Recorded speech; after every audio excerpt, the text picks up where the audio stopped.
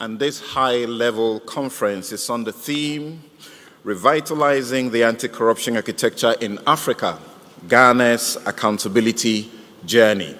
Our Constitution is very clear in Article 35, Clause 8, that the state shall take steps to eradicate corruption and abuse of office. But you and I are also enjoined in the same directive principles of state policy to play our role to combat misuse of public property. Once again, you're welcome. Thank you.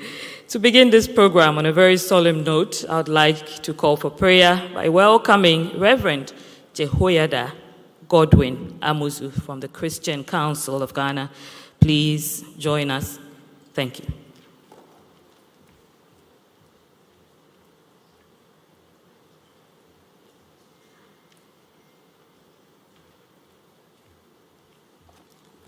Kindly rise for prayer. Let us pray. Almighty God, we give you thanks and praises for bringing us together, not only as Ghanaians, but as people of the African continent, for this high-level conference on anti-corruption. Lord, you have blessed Ghana and the rest of Africa with enormous resources for our prosperity. And yet, because of corruption and corruption-related incidents, our developments have been retarded for so long. And despite the fact that, Lord, we have attained political independence, we are yet to attain economic independence. And so, Lord, at this conference we pray, invoking your presence, that all our deliberations will not be mere talk shop, but we will take practical solutions that will help all of us build the resilience that we need in eradicating and fighting corruption at all levels. Lord, help us that we will attain the needed success at the end of this event, that all glory and honor will be yours through Christ our Lord, that Ghana will be blessed beyond measure, and the rest of Africa will see prosperity. We make this prayer in the name of Christ Jesus our Lord. Amen. Let us please sit.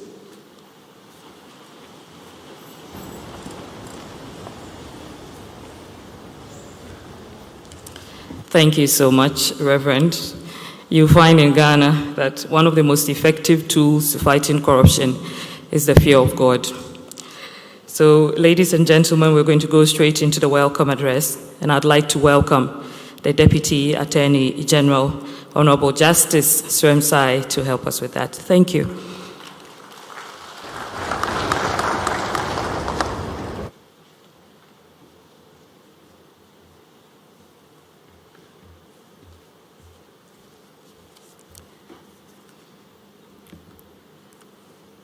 Your Excellency, Madam Vice President, Honorable Ministers of State and Deputy Ministers of State, Members of Parliament, heads of anti-corruption agencies and constitutional bodies, development partners, distinguished members of the diplomatic corps, civil society leaders, distinguished ladies and gentlemen.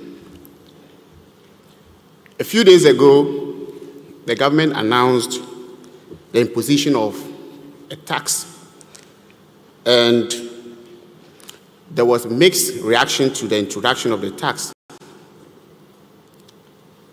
Then on social media, someone brought this idea which turned out to be interesting.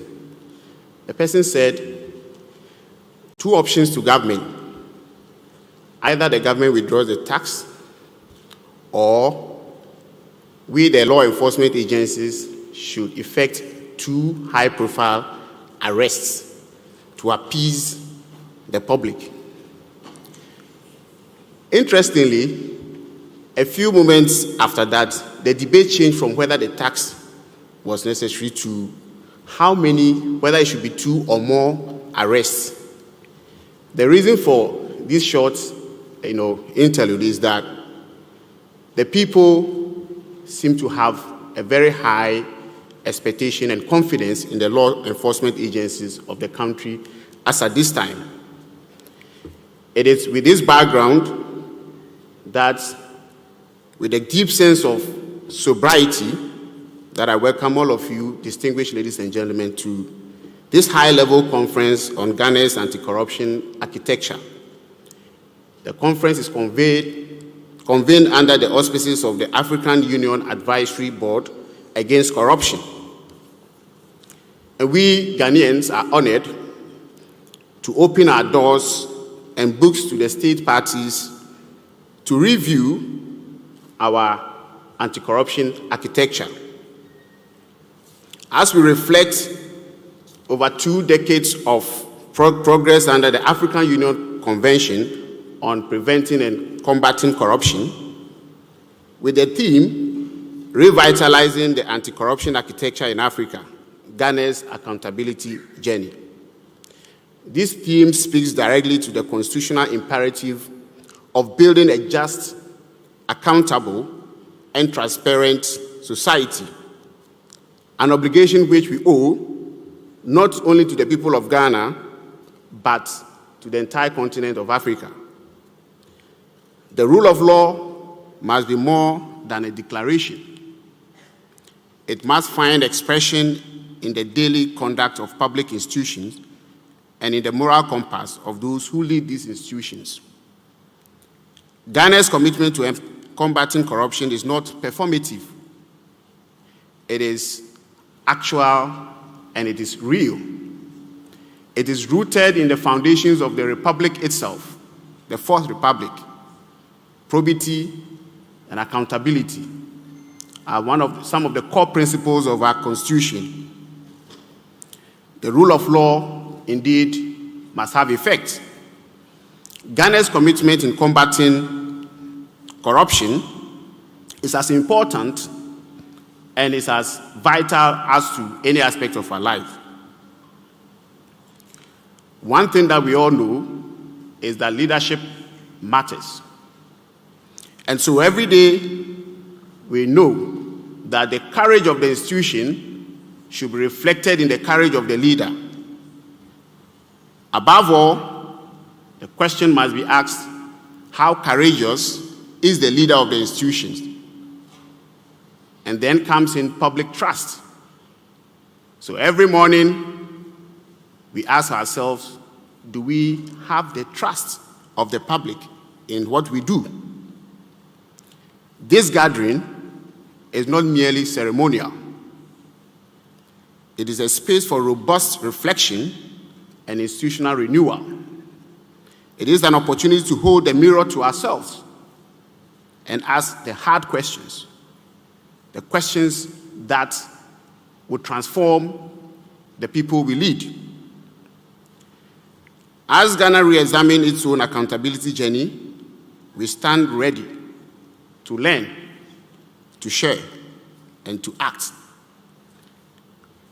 My boss and I, that is the Attorney General, reflect the President's confidence in the ideas and recommendations and partnership that emerge from this conference.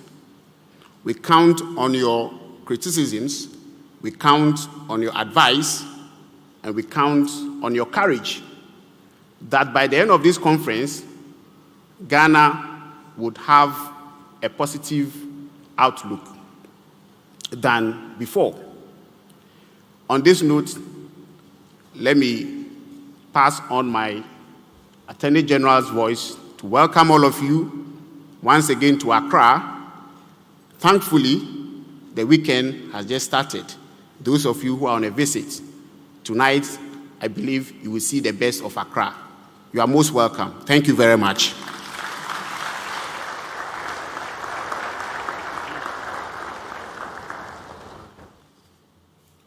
Thank you, Honorable Deputy Attorney General and Minister for Justice.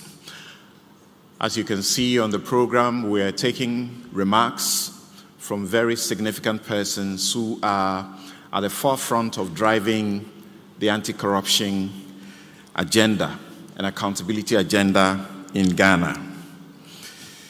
The man who says that he does not, canonize or ordain saints. So for those of you who expect him to treat suspects differently, forget about it.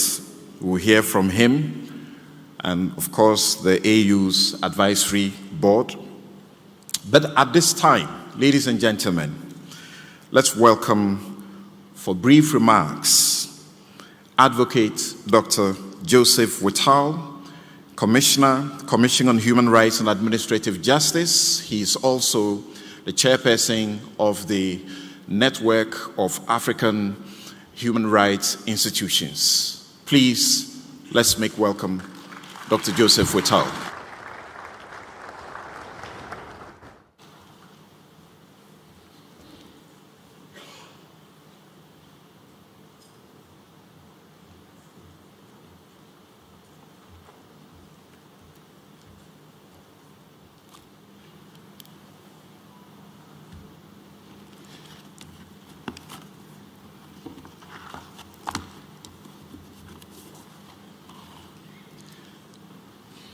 Your Excellency, Professor Jane Nana Opoku Ajima, Vice President of the Republic of Ghana and Special Guest of Honor,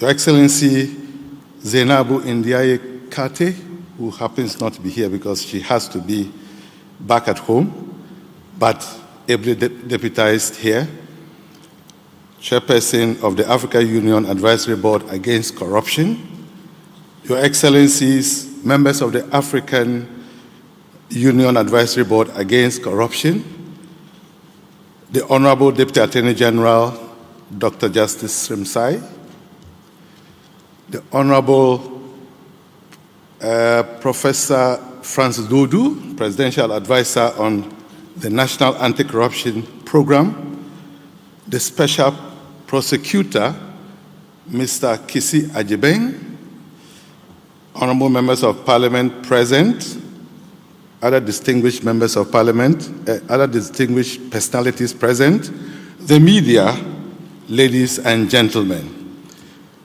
Permit me to add my voice to that of the Deputy Attorney General and the Attorney General and Minister of Justice in welcoming all present to this event and to express my gratitude and that of the Commission on Human Rights and Administrative Justice for the opportunity given to deliver these brief remarks at this high-level conference on the theme, Revitalizing the Anti-Corruption Architecture in Africa, Ghana's Accountability Journey. Let me commend the advisory board, as I did on Monday when they met with me, for undertaking this review mission, which by all standards is a wake-up call not just for anti-corruption agencies in Ghana, but government as well. I want to believe that for the past 4 days, you have succeeded in tracking progress and identified the challenges in implementation of the Africa Union Convention for the Prevention and Combating of Corruption in Ghana, and that you are in a better position to offer recommendations when you return home. Your Excellencies, distinguished participants, in December every year, the Commission and its partners, consisting of key accountability institutions, civil society, and private sector organizations, usually organize the National Anti-Corruption Action Plan Week.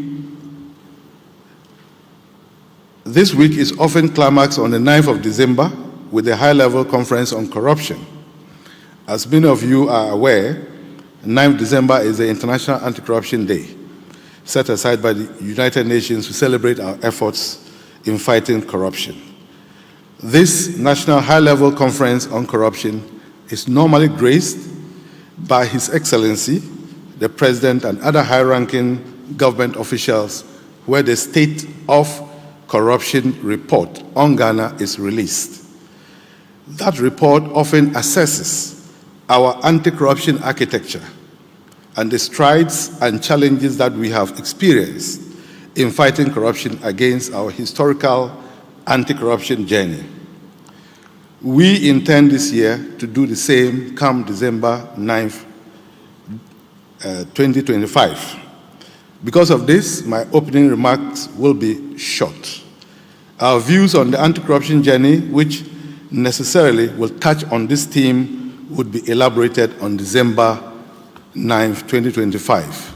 Suffice it to say, however, that as head of the focal institution for the implementation of the United Nations Convention Against Corruption, UNCAC, and the AUCPCC, it is difficult to resist the temptation to make some few remarks on the anti-corruption landscape in Ghana. Excellencies, distinguished participants, as many of you are aware, Ghana has had a checkered history in fighting corruption. From independence, we have engaged in moral crusades, taken draconian measures, set up commissions of inquiries, set up tribunals, engaged in summary trials of persons, and confiscated assets of suspects only to return some of those assets on the coming into being of the Fourth Republican Constitutional Democracy. We have established anti-corruption bodies at the highest level of government. We have engaged in zero tolerance for policies against corruption. In the process, we have had to trample on the fundamental human rights and freedoms of some of our citizens, which necessitated the establishment of the National Reconciliation Committee to take care of the excesses that occurred. I believe that when you make an excursion into the anti-corruption history of sister African countries, you would find examples of the strategies that we in Ghana have adopted in the past. Your Excellencies, in 1992, when the framers of the Constitution created the Commission on Human Rights and gave it tripartite functions of investigating violations of fundamental rights and freedoms, maladministration, and corruption, it was in recognition of the intricate relationship between human rights and corruption, and in recognition also of the fact that our fight against corruption must take into cognizance individual liberties and freedoms, especially in view of some of the excesses that we witnessed under military rule. At the same time, we need to recognize the importance of an independent, impartial, and candid judiciary in our anti-corruption discourse. But sometimes the observance of personal liberties come at a price because criminals abuse the system to their personal advantage. Your Excellencies, following the ratification by Ghana of the international instruments such as the ECOWAS Protocol on the fight against corruption in 2003 and the United Nations Convention Against Corruption, UNCAC, in 2005, as well as the African Union Convention on the Prevention and Combating of Corruption in 2007, Ghana adopted in 2014 its first anti-corruption strategy, popularly dubbed the National Anti-Corruption Action Plan, for implementation over a 10-year period. That policy has since expired in December 2024, and we are in the process of developing and adopting a second strategy. Excellencies, the National Anti-Corruption Action Plan contains the policy and institutional framework for fighting corruption built on the three-pronged pillars of prevention, education, capacity building, and deterrence, that is prevention, investigations, and prosecution. These are our building blocks. They are our architecture. Our experience as a country has shown over the years that no one institution can ever successfully win the fight against corruption. Never, it will fail. That country that no country alone can successfully fight corruption. Again, that country will fail. And that no one regional bloc can successfully fight corruption. It will be a 9-day wonder. There is therefore the need for mutual respect and cooperation domestically, regionally, and internationally at the heart of the anti-corruption fight. 3 days ago, I had the privilege of addressing the Commonwealth Caribbean Association of Anti-Corruption Agencies and Integrity Commissions, and I used the occasion to speak on the importance of synergy that should exist between national, regional, and international bodies in the fight against corruption. This synergy allows us for, 1, information sharing and joint operations between agencies with shared jurisdictional frameworks in real time. Again, it allows us to share tools, platforms, and reduction in duplication of efforts, enhanced detection and investigation of crimes, improved public-private sector and civil society coordination, strengthened institutional integrity and reputation, capacity building and technical assistance, and finally, harmonized regulatory standards. Your Excellencies, as I bring my brief remarks to an end, this AU Advisory Board mission in Ghana is a key reminder of the importance of international coordination, collaboration, and cooperation in the fight against corruption. I have no doubt in my mind that the feedback from the AUABC on Ghana's review mission would spur us on to achieve greater heights in our anti-corruption journey. In an emerging digital world where young minds matter and where corruption is becoming more and more complex, we need to constantly remind ourselves that no one can do it alone. Together we fight, and together we win. I thank you.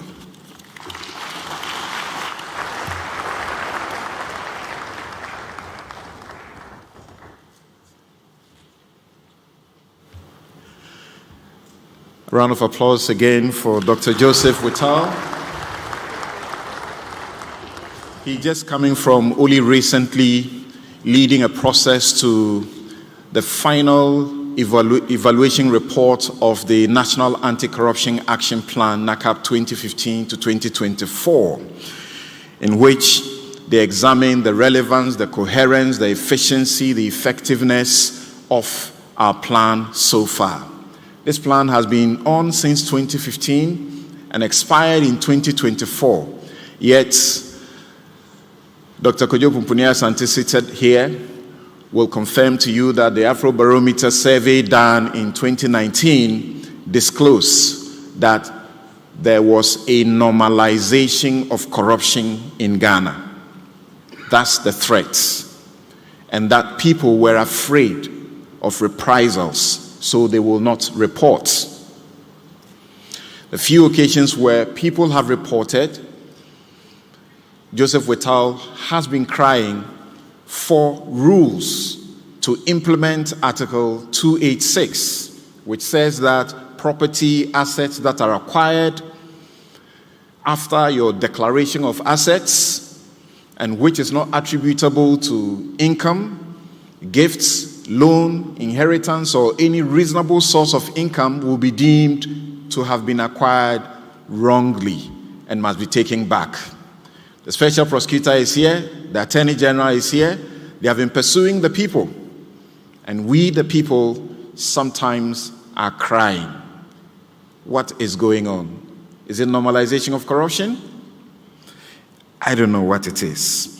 So our next distinguished guest to give us remarks, I'm sure has been informed about these developments in our country, regardless of the efforts we have made so far.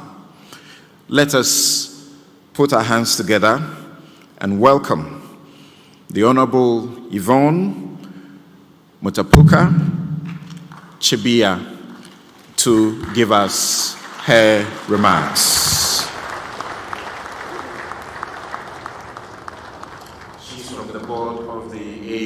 Advisory on Anti-Corruption.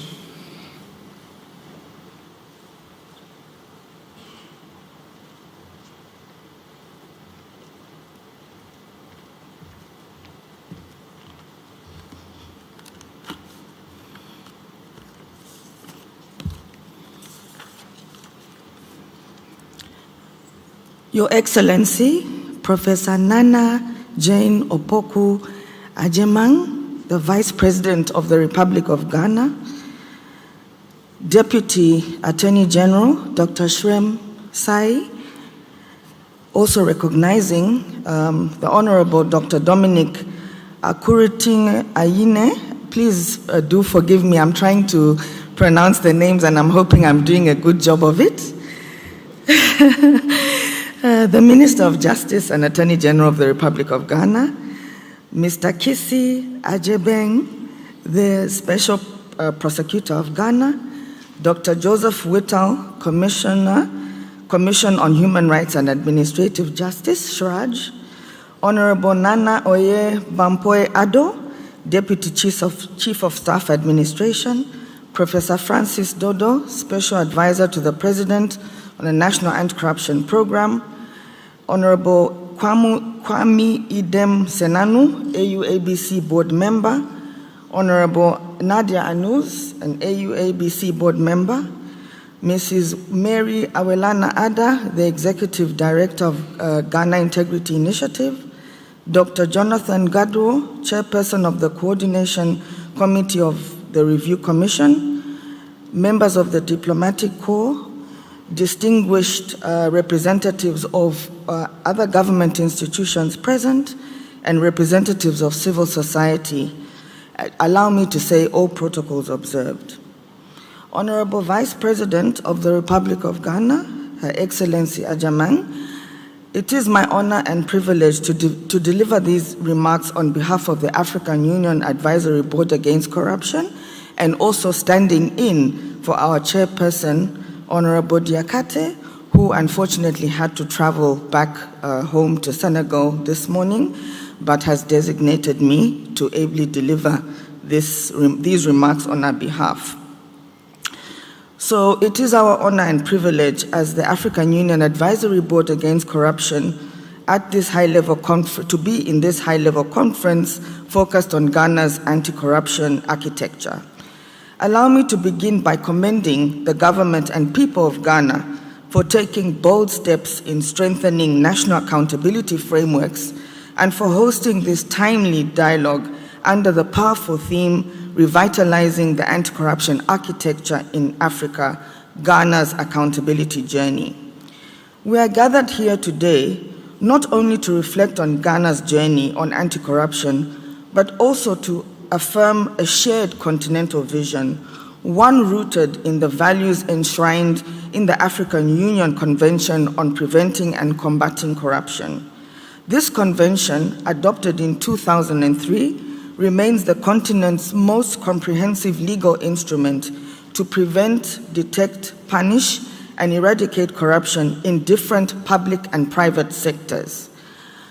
I would like to commend the government of Ghana for opening its doors to transparent and constructive dialogue through this event, and more significantly, for its commitment to the State Party Review Mission conducted under the African Union Convention on Preventing and Combating Corruption. As the AUABC, we view this conference as part of the broader continental momentum to reinvigorate anti-corruption strategies in line with the convention to which Ghana ratified in 2007 and has committed to domesticate and implement. As you will know, Your Excellency, the AUABC has been in Ghana since Monday, the 2nd of June, to engage directly with key stakeholders such as the government agencies, civil society, and oversight institutions to assess Ghana's progress in implementing the African Union Convention on Preventing and Combating Corruption. The objective of the mission was clear, or this mission is clear, to engage with national stakeholders, assess the implementation of the convention's provisions, identify best practices, and strengthen collaboration between the AUABC and national institutions. Ghana's willingness to undergo this technical, non-intrusive, and impartial process demonstrates commendable leadership in Africa's fight against corruption. The review process, I must emphasize, does not rank or reprimand. Rather, it helps to identify promising practices, legal and institutional gaps, as well as opportunities for improvement. It also serves to strengthen partnerships, as well as reinforcing our shared mandate to promote good governance across the continent. Your Excellency, we have gathered a lot from the 5 days we have been in Ghana. The insights from Ghana's review mission will inform not just national reforms, but regional strategies. The good practices identified here in areas such as public sector accountability, citizen participation, and institutional independence are valuable lessons for all states parties to the convention. I would like to assure you that once the review is concluded and the report is finalized, the AUABC will provide recommendations that will respond to the gaps and challenges identified from the review, as we will work with you to ensure the anti-corruption strategies are enhanced and governance systems are strengthened. Today, as we wrap up the mission, this national conference is therefore very timely, as it will give the AUABC a platform to hear the collective voices of all key players and stakeholders in the anti-corruption landscape in Ghana. Your Excellency, distinguished guests, ladies and gentlemen, on behalf of the AUABC, I wish to reaffirm our commitment to supporting Ghana and all African Union member states in implementing the convention and advancing the collective goal of a corruption-free Africa. Let us leave here today not only inspired, but resolute to turn our shared values into action and our commitments into change. Finally, let me thank the President of the Republic of Ghana, His Excellency John Mahama, for according us the opportunity to meet with him and assuring the AUABC delegation of his commitment to fight against corruption. I would like to thank Professor Francis Dodo and his team and the entire coordinating committee for supporting the mission and organizing this conference. I thank you very much for your attention and wish us all a fruitful and action-oriented conference. Thank you.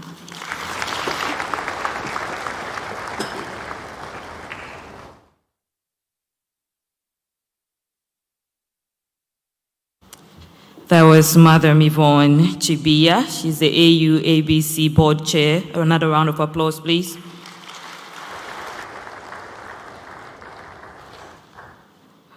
We also have here other members of the board of the AUABC. Honorable Nadia Anouz, if you're here, give us a wave. She's a member of the board from Morocco. We also have Honorable Edem Senanu, member of the board from Ghana. Oh, right there. Martha Muntali, Senior Policy Advisor. Stefan Indimbaye, Protocol. Thank you. As we continue to reflect on the Ghana's journey, I want to invite a man who leads the anti-corruption fight from the front of the battle. At this point, if you're a fugitive from justice, you have to take cover. Please join me in welcoming a very respected legal mind, the Special Prosecutor of Ghana, Mr. Kisi Ajabeng.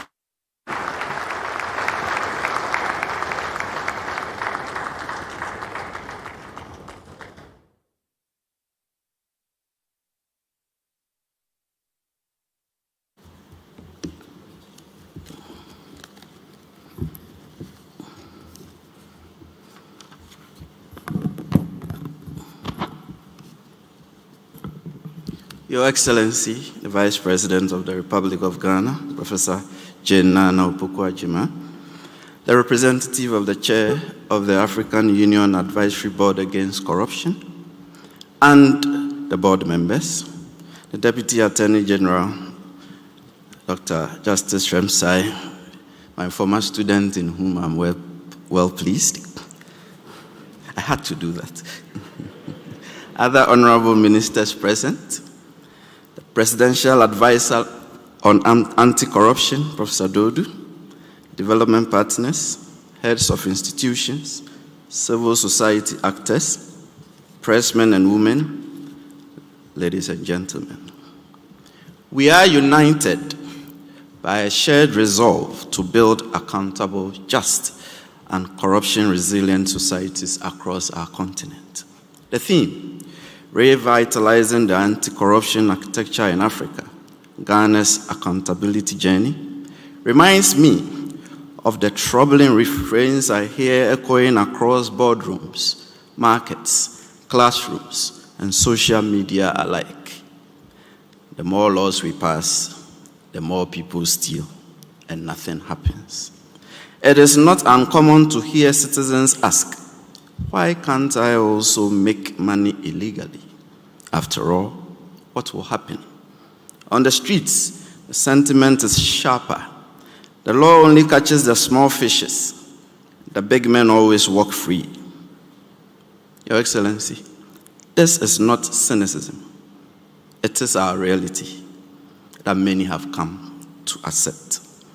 If you glance through Ghana's political and legal history, you will know that this is not a new phenomenon. It is a cycle repeating itself with disappointing consistency. That is the imperfect architecture we are here gathered to confront and to rebuild with better clarity, integrity by design, and renewed political courage. There is an old Negro spiritual which probably captures the vicissitudes of the fight against corruption in our accountability journey. It goes like this. Sometimes it's up, sometimes it's down, sometimes it's down to the ground. Our anti-corruption drive has been pockmarked by ups, downs, and sometimes downright downs. We begin by collectively acknowledging that we must fight corruption. That lights a glimmer on the horizon, accompanied by copious fanfare. On that ground, we commence the exercise of demanding and assuring accountability with righteous excitement and sometimes indignation. Each surge in corruption has been met with varied responses, from coup d'etat to commissions of inquiry that generated countless reports, most of which were eventually forgotten. Even during our 4 republics, under what is termed the rule of law, the relentless cycle was and is ever present. History repeats itself. Our positions on corruption perception indices remain firm within the average region. Then the reality of the enormity of the grimness of the human condition of repelling accountability sets in. That is, no one cheerfully welcomes scrutiny. Each of us privately hopes he or she will not be accountable for their actions. On that account, and as the pushback against accountability swells, we, somewhat overwhelmed, approach the enterprise of the fight against corruption half-heartedly. Then, by way of aggression, greed and individual interest starts eroding our efforts as rules are set aside and corruption permeates through. The glimmer on the horizon dims. Then we commence the process all over again. My recall of this reflection is not in the least intended to sound despair. It is aimed at awakening in us a renewed purpose to revitalize the anti-corruption architecture. For it is to our collective credit that when, by our own actions, the glimmer on the horizon dims, we have sought to rekindle it to a glow, even if dull, by not folding up, by not rolling over. Our restorative actions tell in us that deep down we abhor corruption, even when we paradoxically resign ourselves to some forms of corruption. And though our systems of fighting corruption may not be perfect, yet we keep retooling and reshaping them in the hope of fitting them to suit our purposes. It is as if we keep humming in our spirits a more melodious and less lamentatious version of that old Negro spiritual I alluded to signify hopefulness.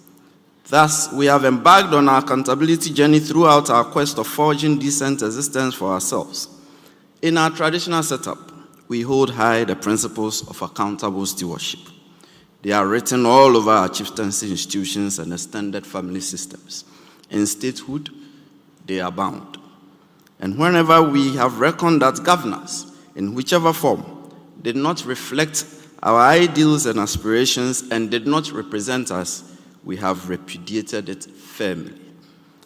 And it was surely on the back of our very essence of assuring a just and fair society grounded in accountability that fortified our forebears in the 1890s to firmly reject the Crown Lands Bill of 1894-1897, which had the shrouded effect of reducing our lands into possessions of the English Crown. Indeed, the anti-colonial organization formed by our people, Aborigines Rights Protection Society, sent a delegation from our then Gold Coast to London to drive home a point with success. Our argument was simple.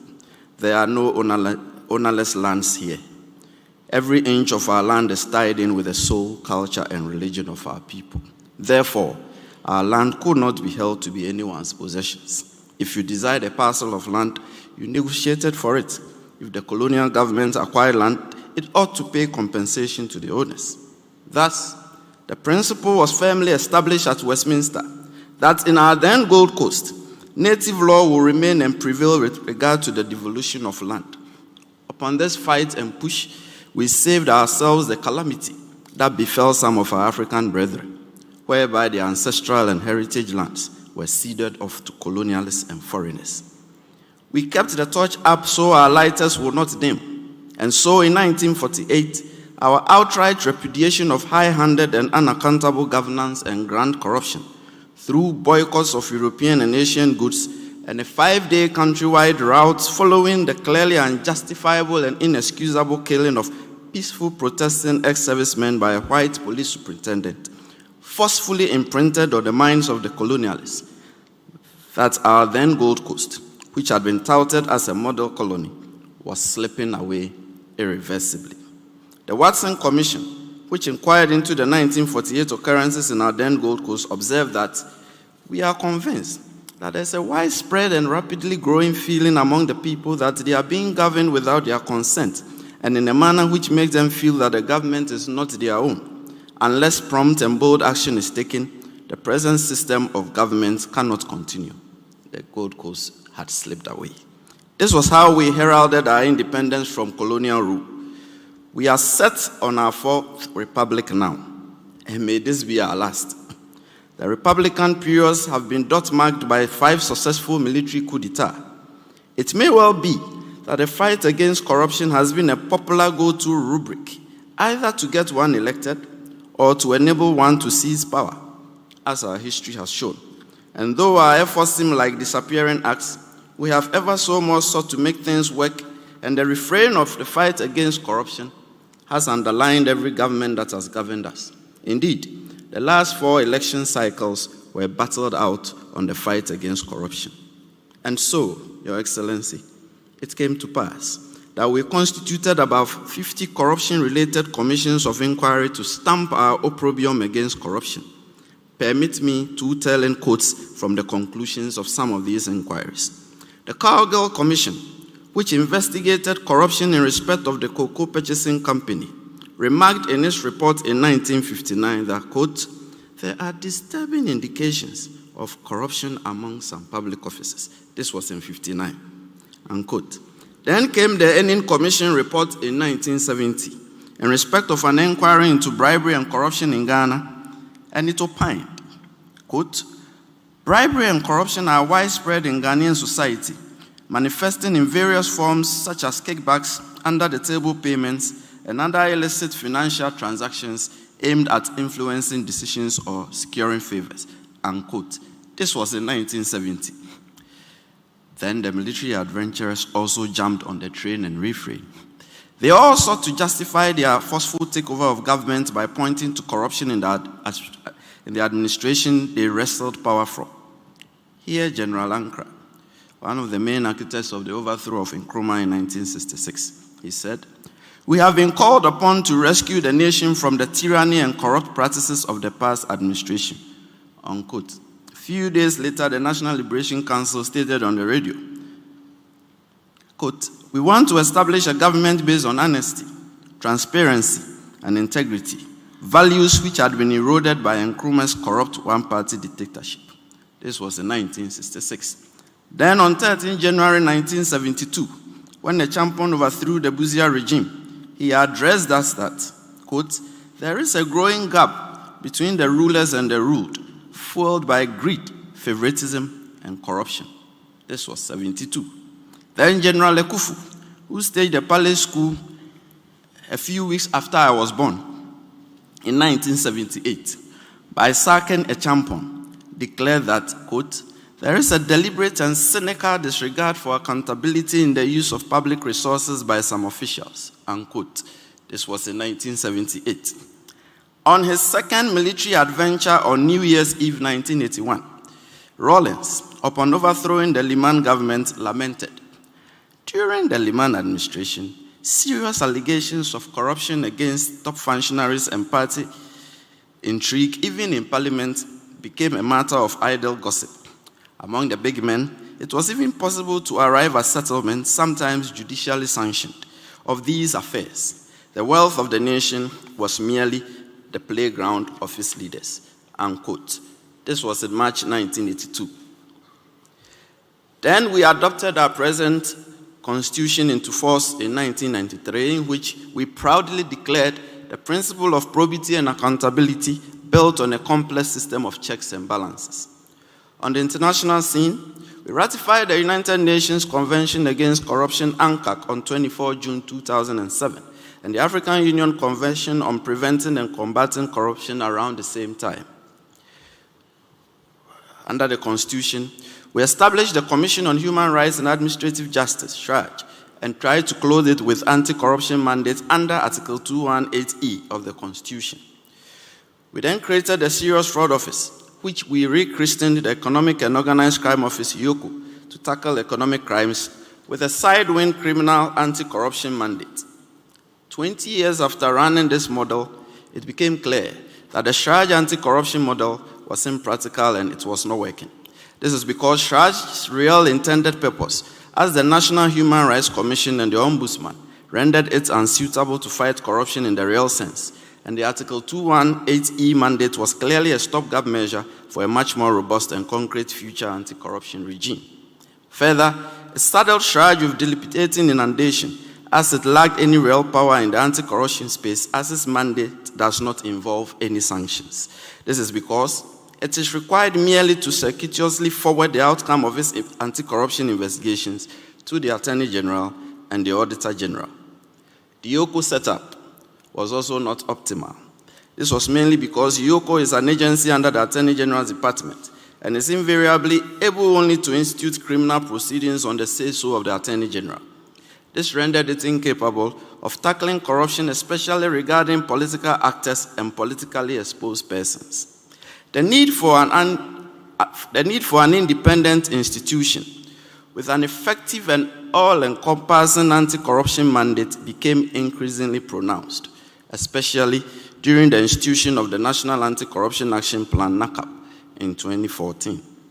The underlying philosophy of the NACAP is the recommendation of the establishment of an independent prosecution authority to effectively tackle corruption. The thinking was that the Attorney General, being a member of cabinet and the chief legal advisor to the government, is not well suited to investigate and prosecute members of a government to which he belonged. There is still immense force in this thinking, Your Excellency.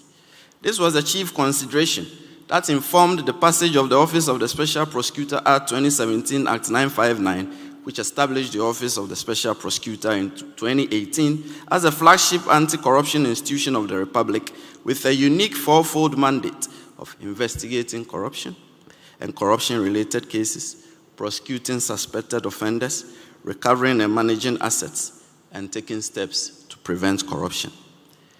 Intended as fulfillment of a campaign promise during the 2016 presidential election process, the OSP is actually the satisfaction of Ghana's treaty obligations under Articles 6 and 36 of ANCAC, that requires state parties to establish independent specialized authorities to combat corruption through law enforcement, and Article 5.3 of the African Union Convention.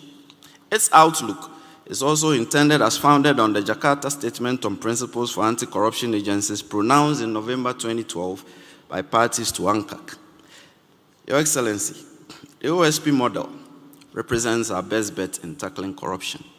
And upon this architecture, it is a unique and never-before-seen remedy designed as a cure of the inadequacies of the traditional methods we had previously adopted, which are characterized by the lack of real legal and enforcement powers and independence of action, as the model retains total control over the initiation of the conduct of investigations and the institution of criminal proceedings. Then again, the model affords political neutrality and non-selectiveness in the fight against corruption. For the first time in our history, the OSP model forcefully carries the fight against corruption not only in the province of public officers and public life, but also among politically exposed persons and persons in the private sector. The model is not without its shortcomings, as is suffered by every human construct. Yet we have a golden opportunity to, once again, retool and reshape it to fit our purposes during the current exercise of constitutional review. On this score, it must be borne in mind that the fight against corruption is multifaceted. First, the law always appears to be a step behind criminal innovation, and as technological advancement ushers in marvels hitherto unknown, perpetrators of corruption devise sophisticated ways adapted to avoid detection. Second, truth is always the first casualty in any criminal inquiry. Those who engage in grand corruption are wealthy. They possess the means and wherewithal to mount formidable campaigns of misinformation and truth distortion. They also pose a real and present danger to anti-corruption officials through intimidation, open threats, and actual harm, even to the point of killing. After all, I would like to say, wealth equals protection, and power is immunity from scrutiny. Third, corrupt activities are the most difficult to prove, as they are carried out in stealth, and the state of mind accompanying such acts are often well-tied, shrouded, and unregulated by clear criminal constructs. Fourth, corruption prevention is preferable to after-the-fact models of fighting corruption. It is more productive and cost-effective. Better to prevent the outbreak of a stitch than to seek to sow it after it ensues. These pragmatic considerations should guide our plans on this architecture. The focus should be on a system which will stand the test of time, Your Excellency. With this in mind, that while no anti-corruption system is fail-safe, ours should be reasonably able to withstand attack. On this reckoning, we should highlight lifestyle audit non-conviction-based asset recovery. Global anti-corruption best practices indicate that broad-based lifestyle audit, non-conviction-based asset recovery, presents the fairest and optimal method of frontally addressing corruption and unexplained wealth in both public and private contexts, though it is not without controversy. However, it is gratifying to note the receptiveness of our jurisprudence of lifestyle audit under Article 2864 of the Constitution.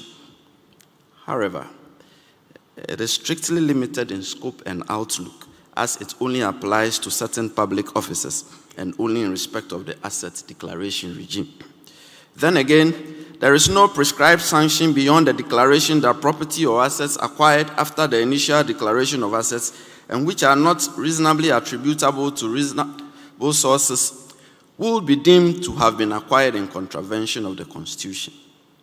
Further, this problem is exacerbated by the fact that our criminal anti-corruption provisions in the Criminal Offences Act 1960, Act 29, and other enactments look primarily to public officers.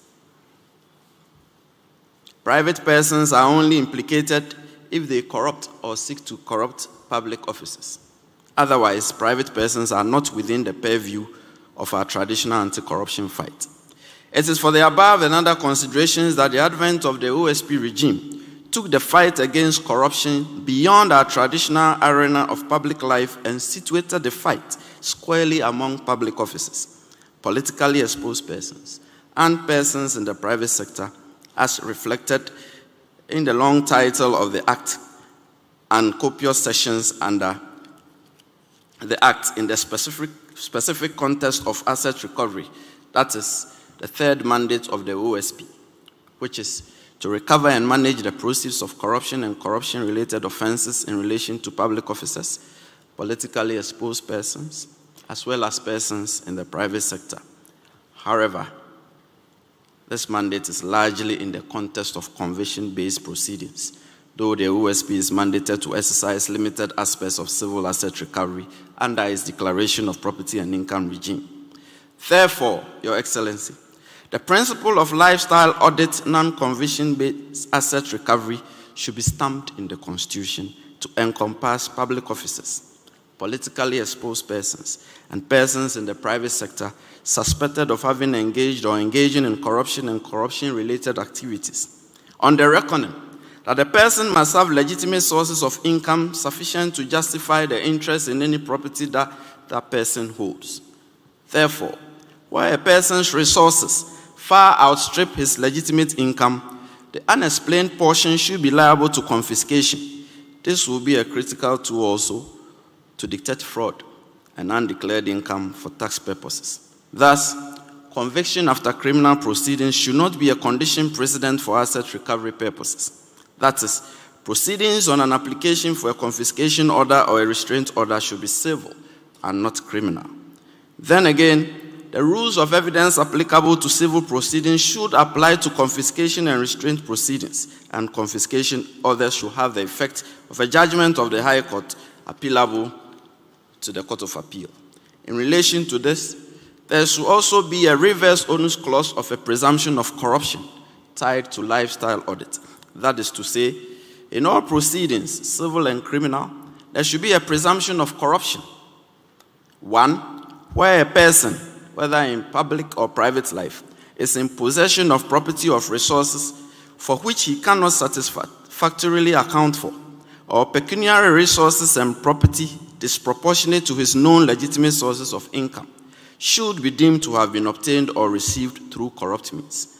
And two, a gift to a public officer by a person who has or seeks to have any dealings with a government or public agency should be deemed to have been given and received corruptly as an inducement or reward. Further, there should be a more robust and effective asset declaration mechanism in respect of public officers and persons undergoing lifestyle audit to close the loop on the amassing of illicit wealth and to enhance accountability. We should move beyond mere repositories to a system of verification and tracing undeclared assets. However, and I'm coming to disappoint some of you, I do not, and I will not add my voice to calls for the publication of assets for public scrutiny. In our experience, it will be unhelpful and would merely subject public officers to inordinate public curiosity and the specter of the real likelihood of reprisals against their assets. In my estimation, a publication of who has declared or has not declared his assets in the context of a workable asset verification and tracing model would be sufficient to assure the integrity of the asset declaration system. On another score, I dare say corruption begins where values collapse. That is why integrity must be designed into our educational system, from the basic level through to the tertiary level. And I'm looking at students. A student who regards a corrupt businessman as his or her role model would invariably emulate him without remorse. Do not do so.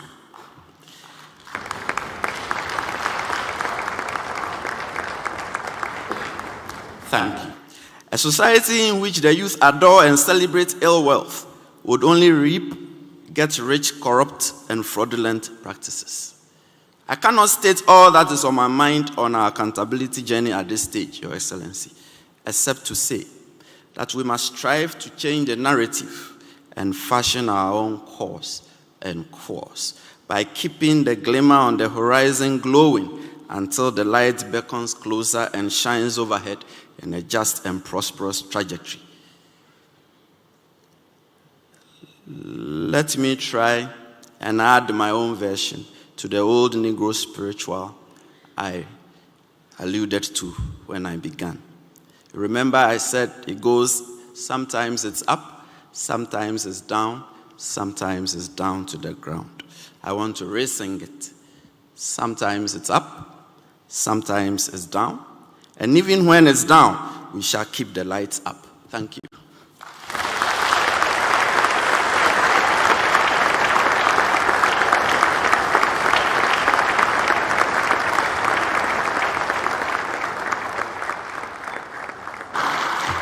Thank you. He was just telling me I'm on the wanted list. I also want you to know that I have a team of lawyers.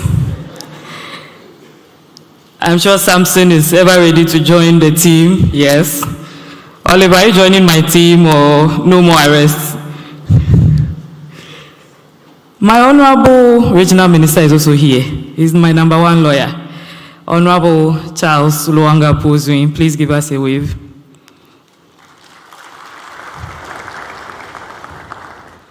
Justice, do I have the honor of having you join my legal team? Okay, that was a good dodge. Thank you so much. We also have the honor of the presence of the Chief of Staff from the Office of the Vice President, Chief Sebekpia. I didn't see the wave. Thank you. We have Victor Bampo, Chief Executive Officer of the NHIA. Thank you. We also have here the Deputy Defense Minister, Honorable Broja Jemfi. Thank you. Now, in continuation, I have the special privilege to invite our special guest of honor today to give us her remarks. She comes to this event with the full weight of her office, a woman with a proven track record of principled leadership, public integrity, and unwavering commitment to national development in an era where trust in public institutions has gotten very shaky. Her presence here today affirms that the fight against corruption is not just a duty, it is a leadership and government priority. Her Excellency, and I like to call her the First, has been a firm advocate for accountability, transparency, and institutional reform, and continues to inspire future generations anchored on integrity and justice. Ladies and gentlemen, please rise and join me in warmly welcoming Her Excellency, the first woman Vice President of the Republic of Ghana, to deliver her remarks.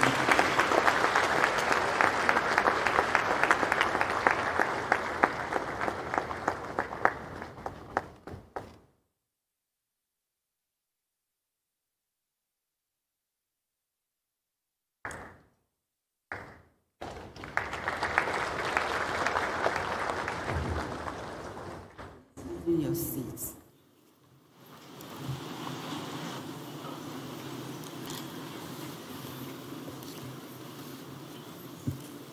Good morning, everyone.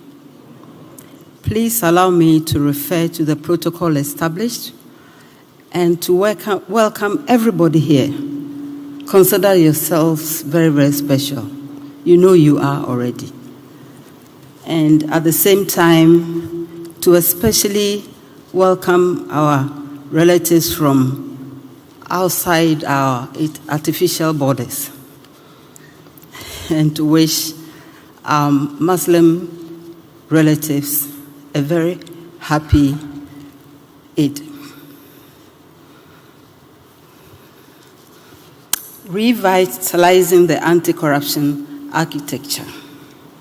Very important theme. We know that Ghana has long positioned herself as a pioneer in our continent's anti-corruption efforts.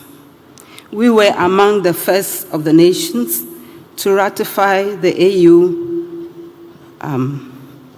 Convention on Preventing and Combating Corruption in 2007, and we demonstrated our early commitment to continental standards by submitting the first baseline report to the AUABC. Our anti-corruption architecture is built on solid foundations. We have the 1992 Constitution and comprehensive legislation, including the Criminal Offences Act, Whistleblowers Act of 2006, the Right to Information Act of 2019, and the establishment of the Office of the Special Prosecutor in 2017. Our engagement with the AUABC review process exemplifies our commitment to continental accountability standards, which we take very, very seriously. And our commitment to this inclusive approach is evident in our support for investigative journalism, civil society advocacy, and the creation of platforms for citizen engagement in anti-corruption efforts. We need to confront the hard truths. However, despite our strong institutional framework, Ghana's performance on key corruption indicators has stagnated and in some cases declined. This is according to the data from the 2024 Corruption Perception Index, the Ibrahim Index of African Governance, and our own 2022 Ghana Statistical Service Corruption Report, which revealed that nearly 5 billion Ghana cedis was lost to bribery alone in 1 year. This cannot be funny. The IMF's assessment that our control of corruption has deteriorated over the last decade, despite outperforming many sub-Saharan peers in other governance aspects, underscores the urgency of our revitalization efforts. And this is where leadership comes in. Let us consider the commitment of the Mahama administration.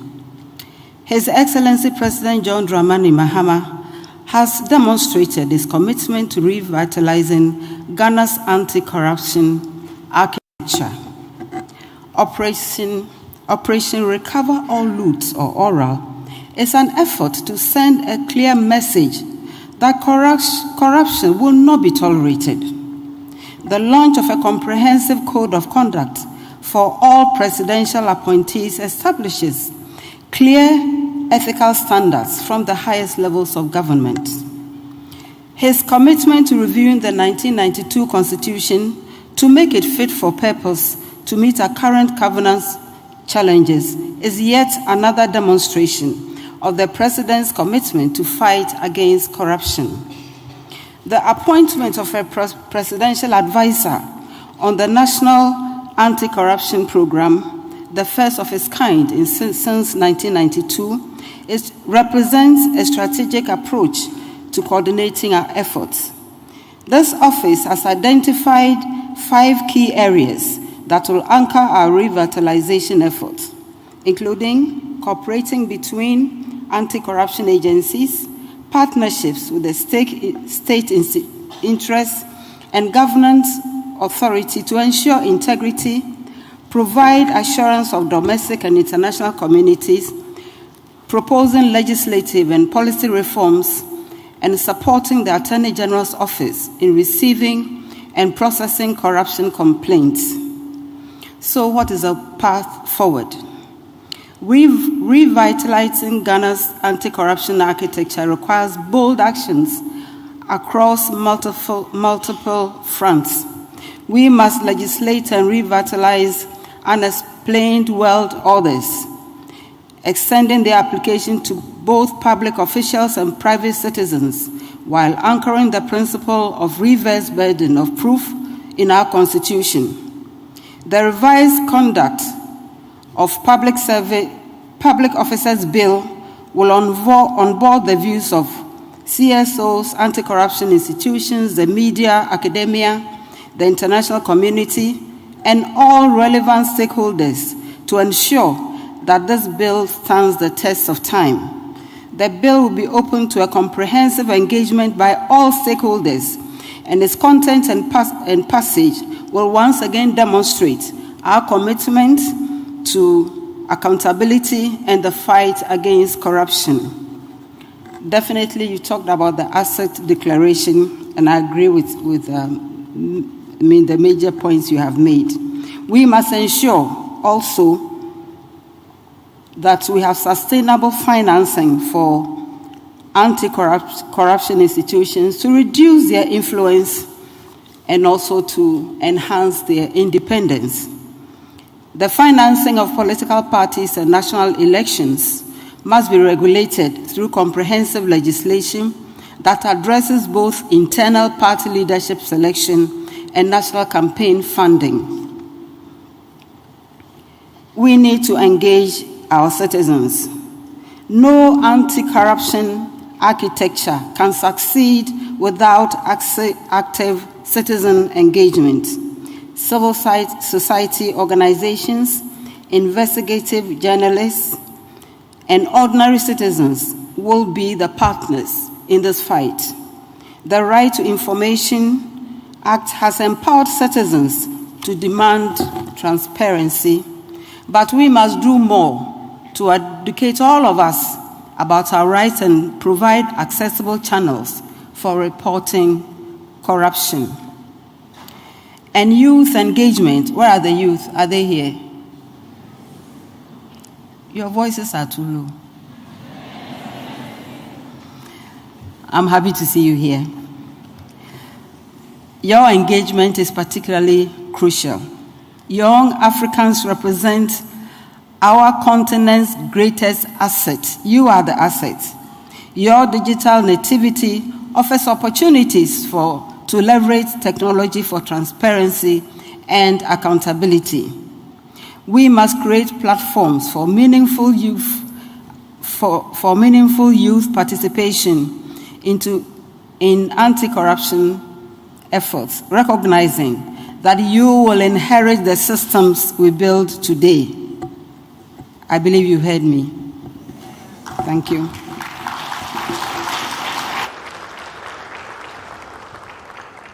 The economic case for fighting corruption has never been clearer, as Africa requires an estimated $2.8 trillion in financing to meet climate adaptation needs. Every dollar lost to corruption represents a missed opportunity. Ghana's economic recovery and long-term prosperity depend on our ability to demonstrate that we are reliable stewards of public resources. International investors, development partners, and our own citizens need the confidence that their contributions will be used effectively and transparently.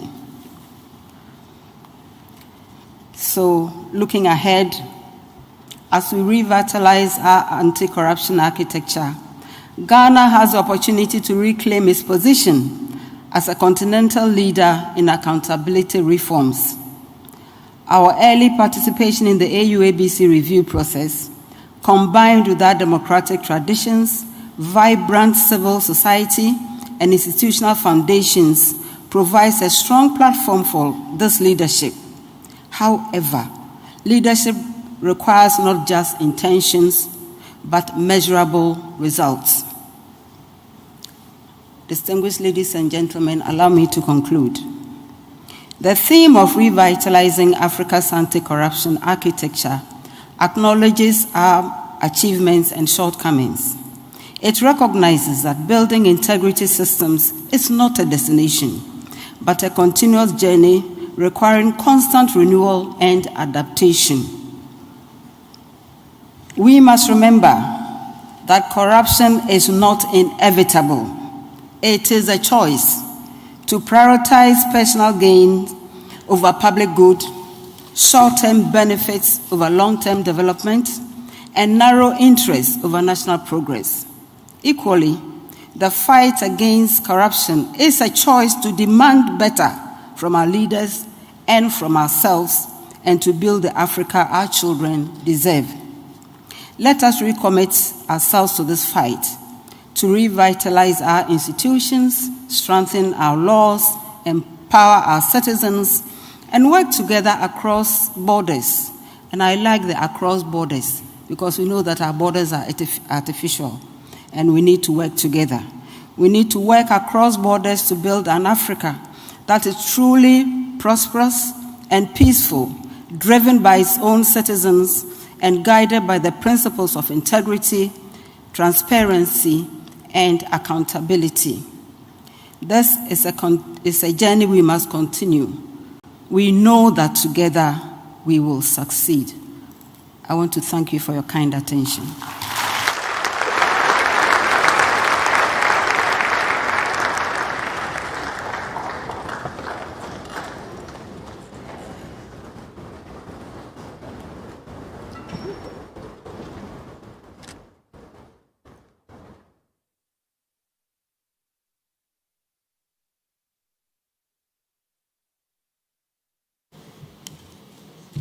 Thank you so much, Your Excellency. So much discipline and integrity. I wonder why we didn't get a woman vice president earlier than this. In fact, a woman president. Why has it taken so long? That should be one of our biggest targets going forward. Thank you, Your Excellency. Thank you.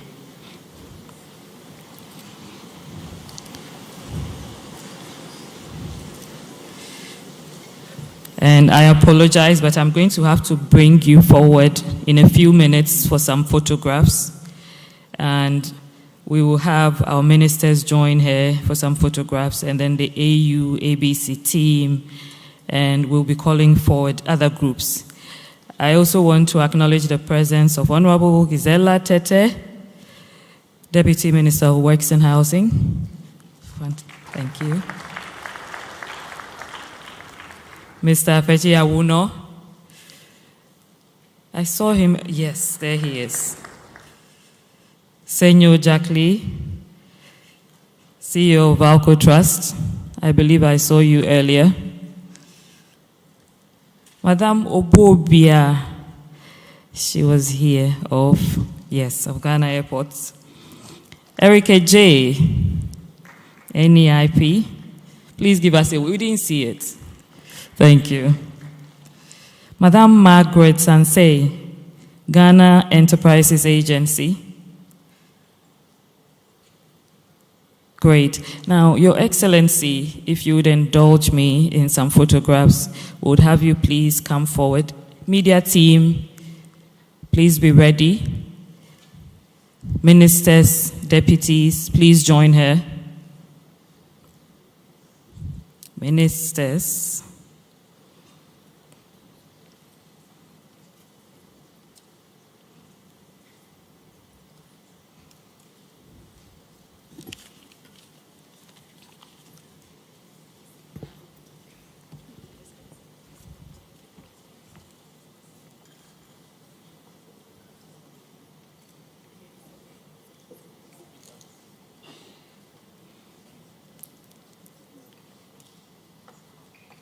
AUABC team, please get ready.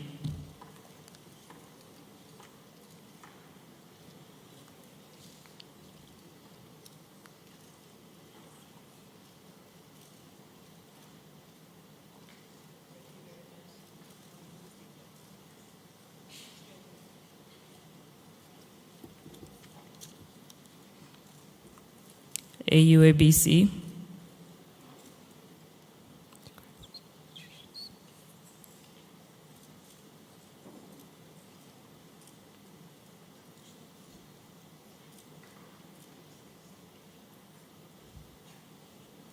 anti-corruption institutions. Please join them.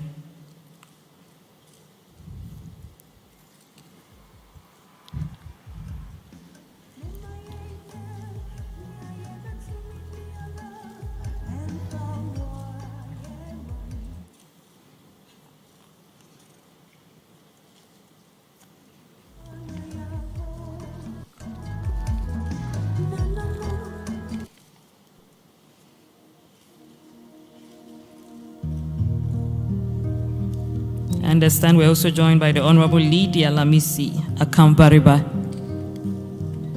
Thank you for your presence.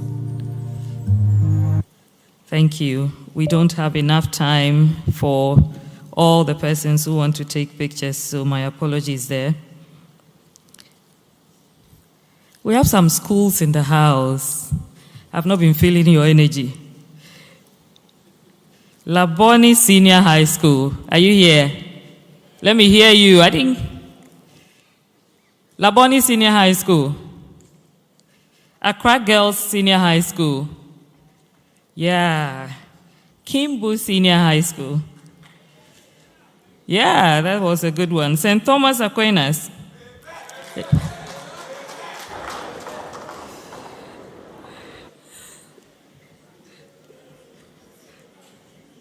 The special ones. Every girls.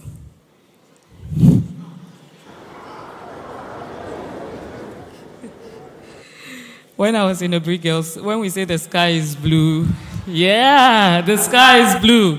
Presec boys. University of Ghana.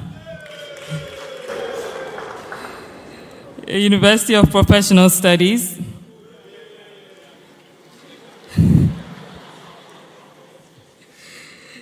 Accra Technical University.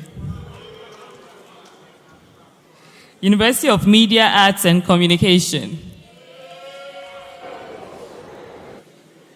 I think the best shout out was Presby Boys. Can we all agree? We're moving into the next segment of the program. We're going to have a panel discussion up here. In the meantime, I understand that the cadet boys are here. Presby Boys Cadet. I hear there's a beautiful cadet band here going to entertain us. If you can please come forward. Presby Cadet.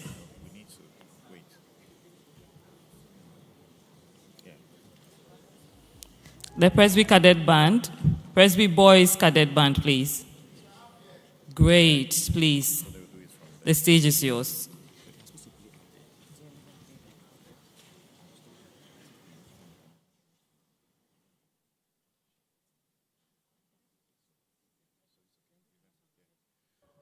Thank you very much. The Cadet Boys, Cadet Band, please hold on briefly for us. Thank you very much. You serenaded us to begin the program, and we're happy you are here. There's going to be a panel. One of the areas where corruption is manifest and we pretend we don't see is political party financing. Yeah, we play the ostrich in this country, and we are told how much it costs to run a successful presidential campaign. We are told how much it costs to run a parliamentary election campaign. And it's become a question of money. So we're going to deal with that now. But we will, because some of our dignitaries, particularly Her Excellency the Vice President, will have to attend to other important, equally important matters at this time, she will be taking leave of us. So, ladies and gentlemen, please let's rise for the national anthem.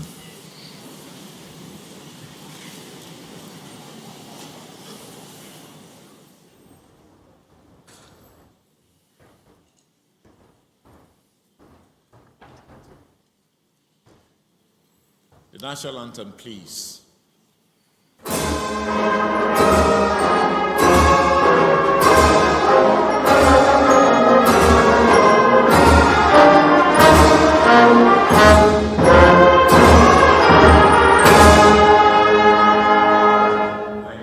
much, Your Excellency, for making time to be with us and to deliver such an inspiring address to all of us and the challenge you have given us. So, Your Excellency takes leave of us. We will be calling on our panelists and discussants for this very important segment.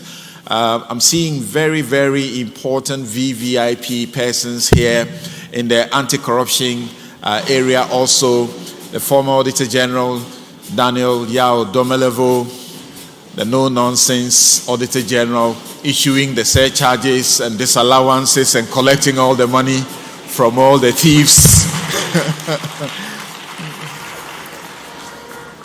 Right.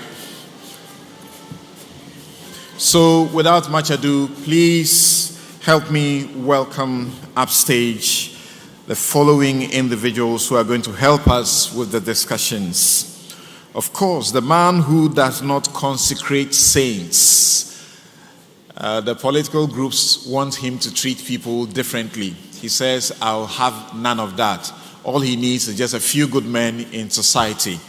The special prosecutor, Kisi Ejabeng, please come up stage. Commissioner of Sraj, Advocate Dr. Joseph Whitall, please upstage. Dr. Kojo Pumpunia Sante, please come upstage of the CDD. Madam Mary Awalana Ada of the Transparency International Ghana, please come up stage. Please do take your seats. Please do take your seats. And the consensus objector, Oliver Bakavomawo, please upstage.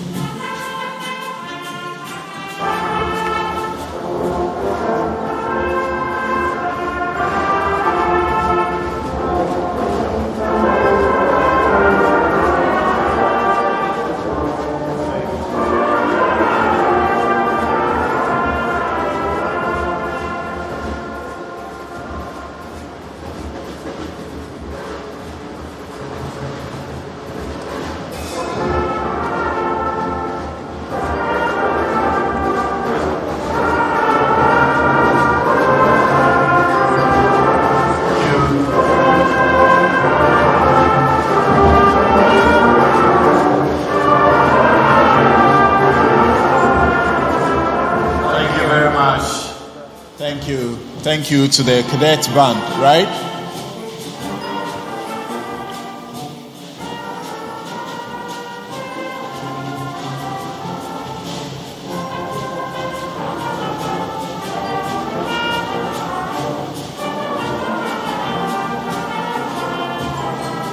Thank you.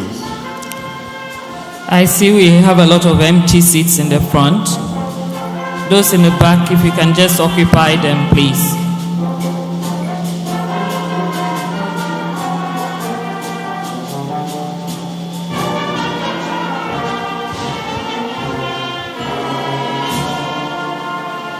Thank you once again. And now, ladies and gentlemen, let's get to have some discussion and to begin to interrogate some of the issues that bother us and concern how to fight corruption. And a major plank in the fight against corruption is definitely in the area of political party financing.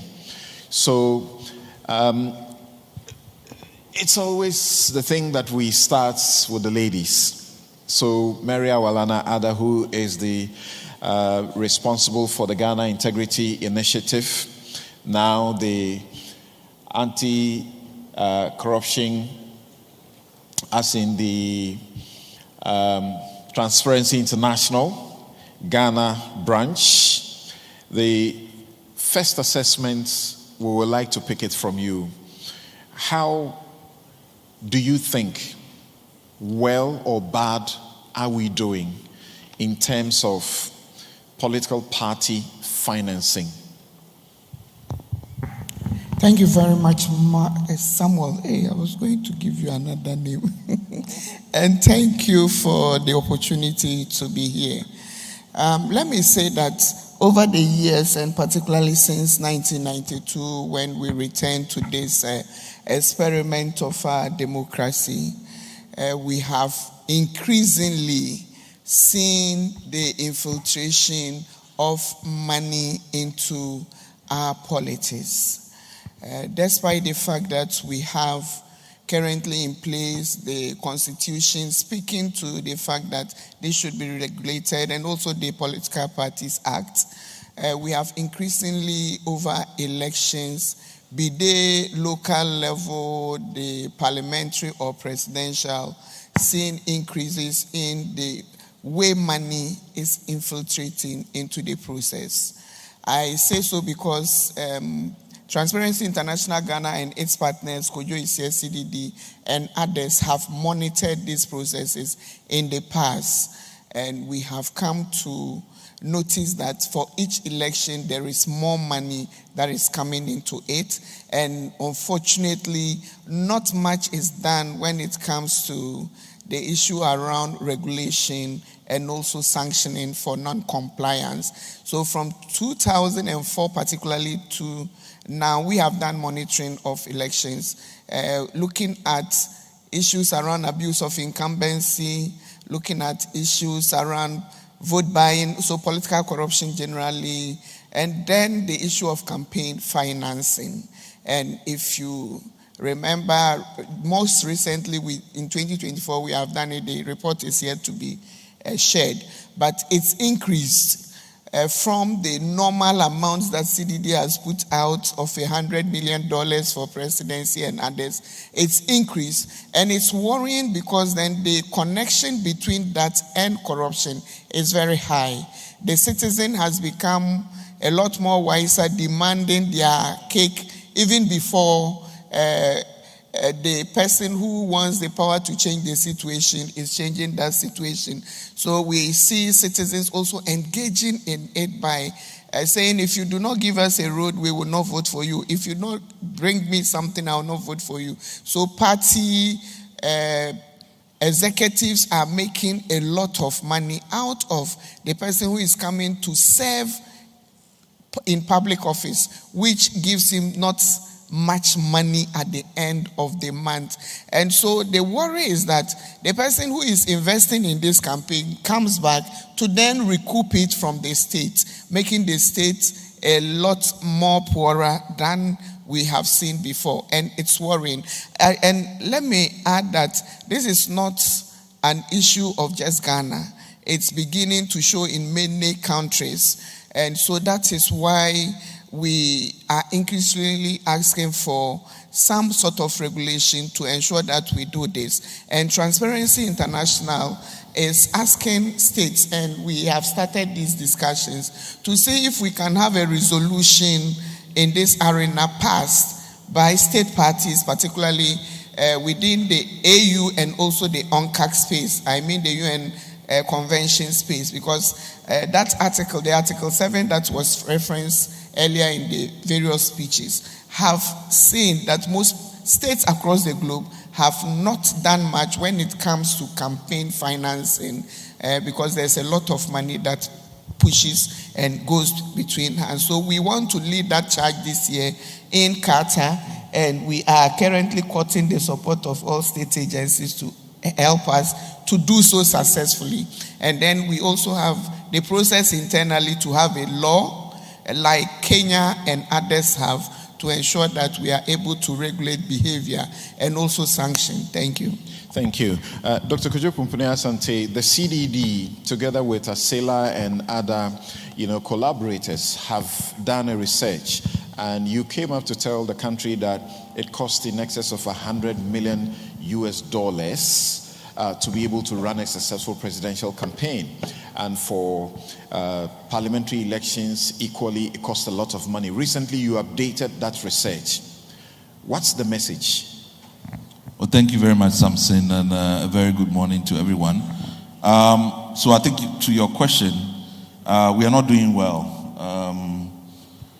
Actually, we really, for me, the window is shutting in terms of our ability to react, and we really. So I like the way in which the tone of today's conversation, and I hope when we leave here, we take that same urgency. So just to give you some statistics, when we did the cost of politics study in 2017, at the time we estimated that it costs $85,000 for a person to compete in internal primaries and public elections for a parliamentarian, $85,000. Even at that time, that has increased from 2012 by 59%, right? And then when we did the follow-up study in 2017, we were now estimating about $300,000. And that's for the same process of primaries and then public elections. But when you add what they now call nurturing your constituency, you are basically spending around $600,000. And I think even at the end of this election, some MPs were talking about 10 million and so on and so forth. Now, that represents for an MP's base salary, if you calculate it yearly, maybe 600,000 Ghana cedis. So at the current rate, it will take you about 10 years if you were using your salary to basically pay for an election. The other thing we have to consider is that for every election, I think according to the Electoral Commission, at the last election, almost 800 candidates contested for parliamentary elections. So, and only 276 made it. So there over 500 or so that didn't make it. Now, after spending all the money, something has to be done for them. Then you have to think about all those thousands of people who contested as aspirants in their internal parties. When a government then comes into power, all these people have to be taken care of. And all of them are trying to pay back debts or investment that they have made in the election. So this is where the pervasiveness of the corruption becomes a problem. And also the inability of governments to fight corruption. Because the political will is not there. It is the sheer pervasiveness of so many political actors coming into the space, highly indebted, wanting to recoup. That becomes a real challenge for dealing with. And that links, the link between party financing and corruption then becomes very strong.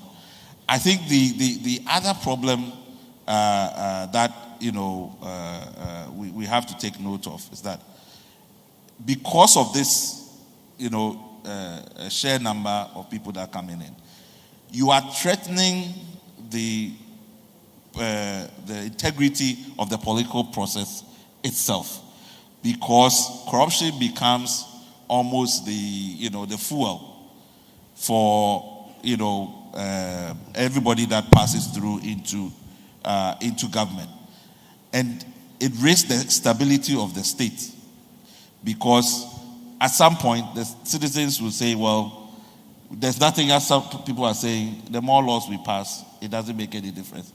So we really have a big problem. The last point I want to make is about illicit financing, because the study we did in 2017 also looked at illicit financing. So we identify Galamsey as a source, 419, people who are doing 419 businesses, illegal timber, illegal diversion of oil, and then your normal kickbacks. That is also entering into politics. So I have no illusion that if we can solve political party financing, we would definitely be able to do something significant about corruption. All right, thank you very much. Now, Oliver, as an academic, as a researcher, more importantly, as an activist, knowing the law as it is, why should we have any problem with political party financing? When the Political Parties Act 2000 in section 21 says that there shall be returns and accounts of political parties. A political party shall within 6 months from 31st December of each year file with the Commission a return in the form specified by the Commission indicating 1, the state of its accounts, 2, the source of its funds, 3, membership dues paid, 4, contributions or donations in cash or kind, 5, the properties and of the party and time of acquisition, and finally 6, such other particulars as the Commission may reasonably require. And of course, there is a need for an audited account of the party for the year. I thank you for that. I mean, rather than kind of rail generally about the limits of law itself, to be able to even assess the law that we have is to have an understanding or a disaggregated understanding of the financing process. The financing process cannot be captured in audited accounts. The vast majority of financing that goes into political party activity go to candidates, it goes to individuals, it goes sometimes not to candidates, but districts, constituency executives, or organizers or campaign managers who are handling money and going about. So invariably, even if this requirement was met, even if parties were consistent in filing and disclosing monies that they can disclose, the truth is that it still doesn't address or give us a holistic picture of how financing of the process works more generally. And to have that disaggregated view of how the finances operate would be able to tell you what we can institutionally fix and what we can morally fix. Because if it is about the kinds of monies that are going into, say, the system, it means that the kind of tracing mechanisms, the kind of being able to verify income and all of those things might work. But if it is about the things that have become embedded into qualification mechanisms, so for instance, if you want to contest for an election, your ability to raise and distribute funds is viewed now as whether or not you are prepared for leadership. So it is not about qualifications that you have. Money itself becomes a qualifier. And socially, and we've been conditioned then to view who has a better purse as the person who is better prepared for leadership. And so because it has then weaved itself into a cultural understanding of who is a better leader or a better politician, I don't know how we can fix that even by filing systems, right? So those views about who is a better leader or who can be, I don't know whether law can capture it. And that's something we have to reflect on, I guess. So what do we do? So I think for me that there are many ways in which we have to be able to understand the political competition itself and weaponize it. An example I've given is that if you say to candidates that any person who is found to have paid money or given money on your behalf of your campaign would automatically be disqualified, you will set politicians against each other. So all they might do is that they might plant somebody within their camp in your systems and be able to document evidence of you paying money to somebody and provide that as proof to disqualify. So somehow we must be able to weaponize how the structure of the system itself works to be able to incentivize those who are looking for gains out of that system to be disincentivized from it. Perhaps for me that's the earliest indication. So that if a delegate came to you and said, is asking you for money, you are twice unsure whether or not this is a person who is a potential whistleblower who might get you disqualified, or in fact somebody whose vote you can influence. That uncertainty can do a lot to reduce your willingness to participate in the process. But there's also the cost, which, in terms of what CDD is talking about, which it would continue to grow. In terms of the logistics aspects of political campaign financing, though are not necessarily corrupt ways of corrupting the electoral process, but the logistics of vehicles, motorbikes, flyers, and all those costs that are going to the political messaging, even as we become logistically better connected, it might go into how much you're spending on publicity or advertising. Those costs will continue to rise, And those one would also have an effect in terms of political participation of persons who might be genuinely interested in contributing but cannot raise even the financing cost of legitimate way of doing political campaigning. Those might not be captured in an anti-corruption conversation, but they do undermine democracy in itself because it affects participation generally, I think. So, Mr. Kissi Agyebeng, you have attempted to rein in the errant politicians who, perhaps part of the quotation you gave during your speech, where we have come to a point of, is it a deliberate sort of ignoring the consequences of corruption? So recently, Ghanaians were surprised. All over on social media, the commentary was that, but we all saw this video, and this man was paying money to be elected. The special prosecutor brought this to the court, and the judge says he's not guilty. We have seen other such circumstances where you have attempted to intervene. Do you think we are sufficiently prepared to win the fight against corruption in political financing? Not yet. We need to step back, way back, and view the problem carefully. We admit it's a problem, but I do not think we understand the problem yet. And that is why I'm saying we should step back a bit and through better lenses look at the problem carefully. Because there are some fundamental indices which are lurking in the background, which may come back to haunt us. What my mother Mary and my Oliver, should I tell them? He was also my former student. As my former student Oliver said, we need to carefully delineate what we are addressing. The money that go into the delegate system, the money that go into the cost of running a campaign itself, that is separate from what you are giving to people by way of trying to influence them to vote for you, which we decry. And then again, we need to look carefully at what we are regulating. The political parties themselves, or the candidates, or both. Because it would seem to me now that we are merely regulating the political parties. We are not regulating the candidates. As the earlier speakers said, the money is really moving around the specific candidates. I mean, indeed, the political parties are artificial legal persons. But the focus has been on them. Let me leave that for now. I'll revisit it in a minute. Now, the political parties, what forms of sanctions are we looking at to impose on them? And we can borrow from what is in the Act now. But if we go far to say maybe let's disqualify one political party or the other because of infraction of fiscal and financial rules.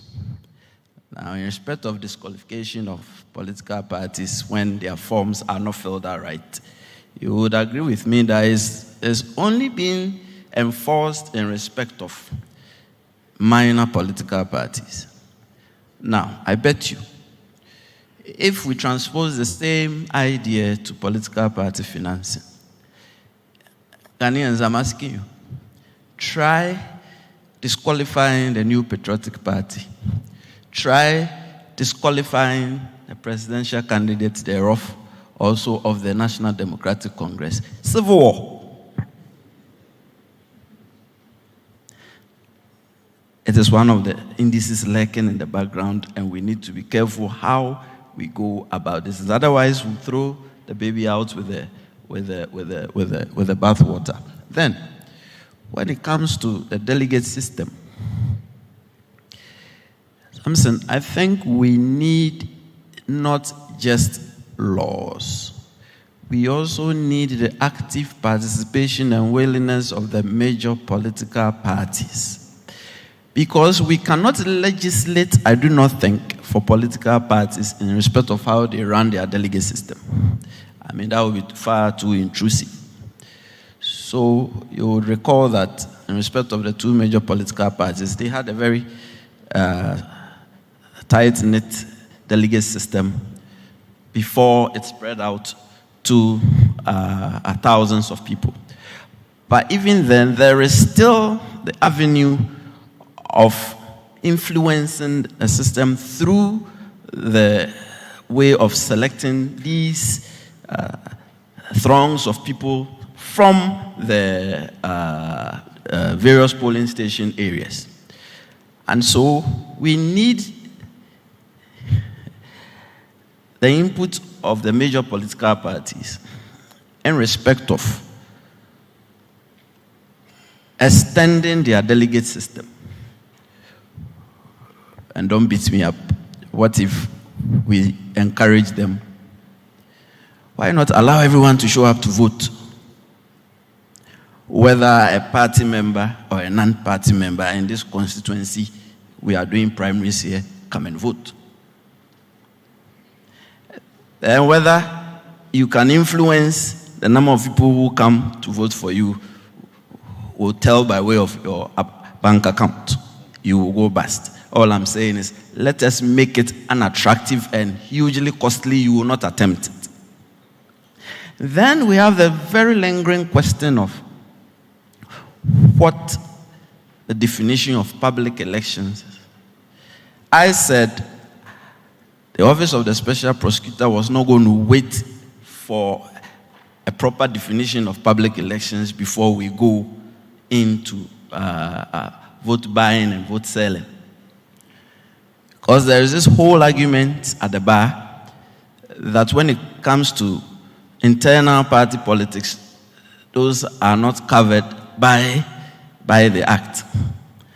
And we did our examination and permutations and said, okay, you can offer yourself up as an accused person. We will come after you. Offer yourself up as a test case accused person, and we'll try the law.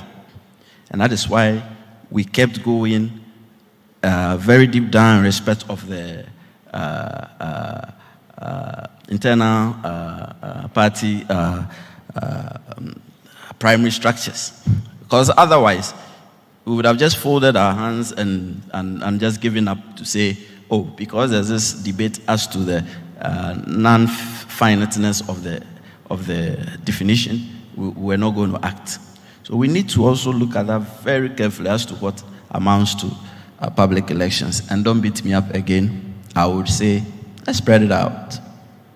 Even SRC elections in schools.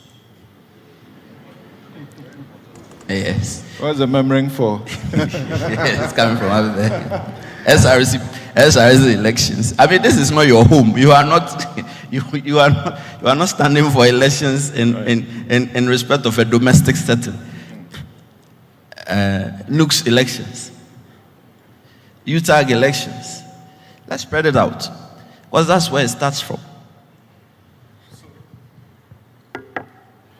Hello. Yes. Dr. Joseph Whittal, your institution has a constitutional mandate, 3 broad mandates, and one of that is anti-corruption. From where you sit, with your years of experience in this area, what is it that we are not doing right that we should be looking at to win the fight against corruption, which is very pervasive in political party financing?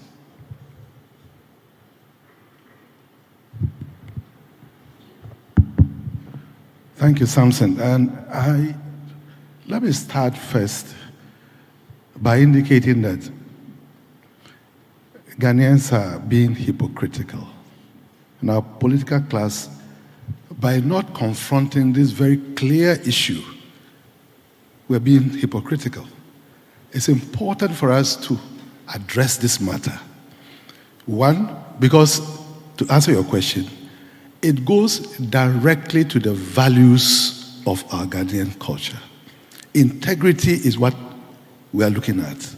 If at the center of the constitutional framework is that we should have multi-party democracy, and parties must necessarily be part of our governance, it means that that's a critical variable in our politics, and we cannot sit idly by knowing that all manner of things are happening at the party primaries level, and we say the law has not taken care of it. Why can't we address the problem? It's about law reform. If they are playing a constitutional role, it is important that we go to the extent of even making sure that the internal democracy, the internal accountability, and how parties select their candidates at the internal level is also open to scrutiny. It's very, very important. And we can do that. We can do that through law reform. I must say clearly what the special prosecutor is saying is right. It's because for now, the law seems not to have addressed that problem. And political parties are also happy that, leave that domain to us. That's for us. Don't come there. But we need to go there. Now, when it comes to general elections, these are the people who are coming to manage the resources of the state. If they are acquiring funds for their campaigns through very dubious, nebulous manners, which the Political Parties Act does not allow, why can't we strengthen the accountability mechanisms under the Political Parties Act and make them more accountable?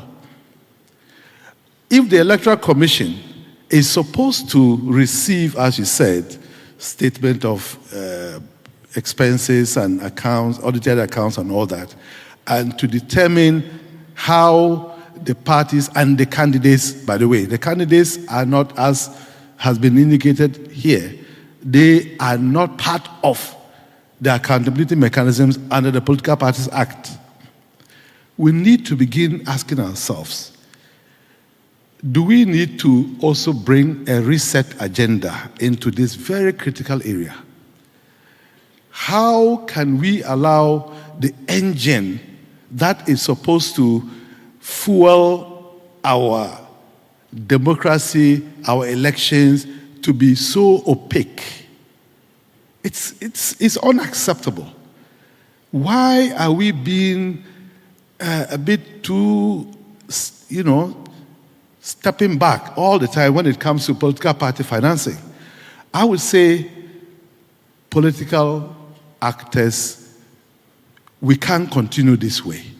The costs have mounted so high that if a candidate is down, supposed to be presidential candidate, is going to be spending over 100 million by the statistics, the survey that CDD and Co did. How sustainable is that? Because obviously, I met a respected politician who said the CDD figure is too high. Somewhere around 50 to 60 million is okay, US dollars, for presidential elections. It depends on the type of things. There's a demand side of it. If you are going to go around this whole country and you have to give vehicles to certain critical people and chiefs and all that, it's not easy. For me, as you said, I've been around. And we also do our own assessments in the course of any election or every election. It is clear that it's unsustainable. Where we are going, we are at the precipice. Right. We need to reset and get this agenda of law reform and ensuring that the Electoral Commission, which is supposed to register and regulate, do the proper thing. Right. Thank I'm you. coming round for a brief round with you, but I'm going to come to all of you in the audience as well, particularly the politicians who are here. You may have suggestions. I don't know if it would be too much to ask you how you're able to fund your campaign. Can I ask that question? Okay. So I'm starting from this point, and I want us to be as brief as we can. We'll go down. You can also bring your questions up or your contributions as well. That will also be very brief. So we have laws that prohibit, like the special prosecutor said, vote buying and vote selling.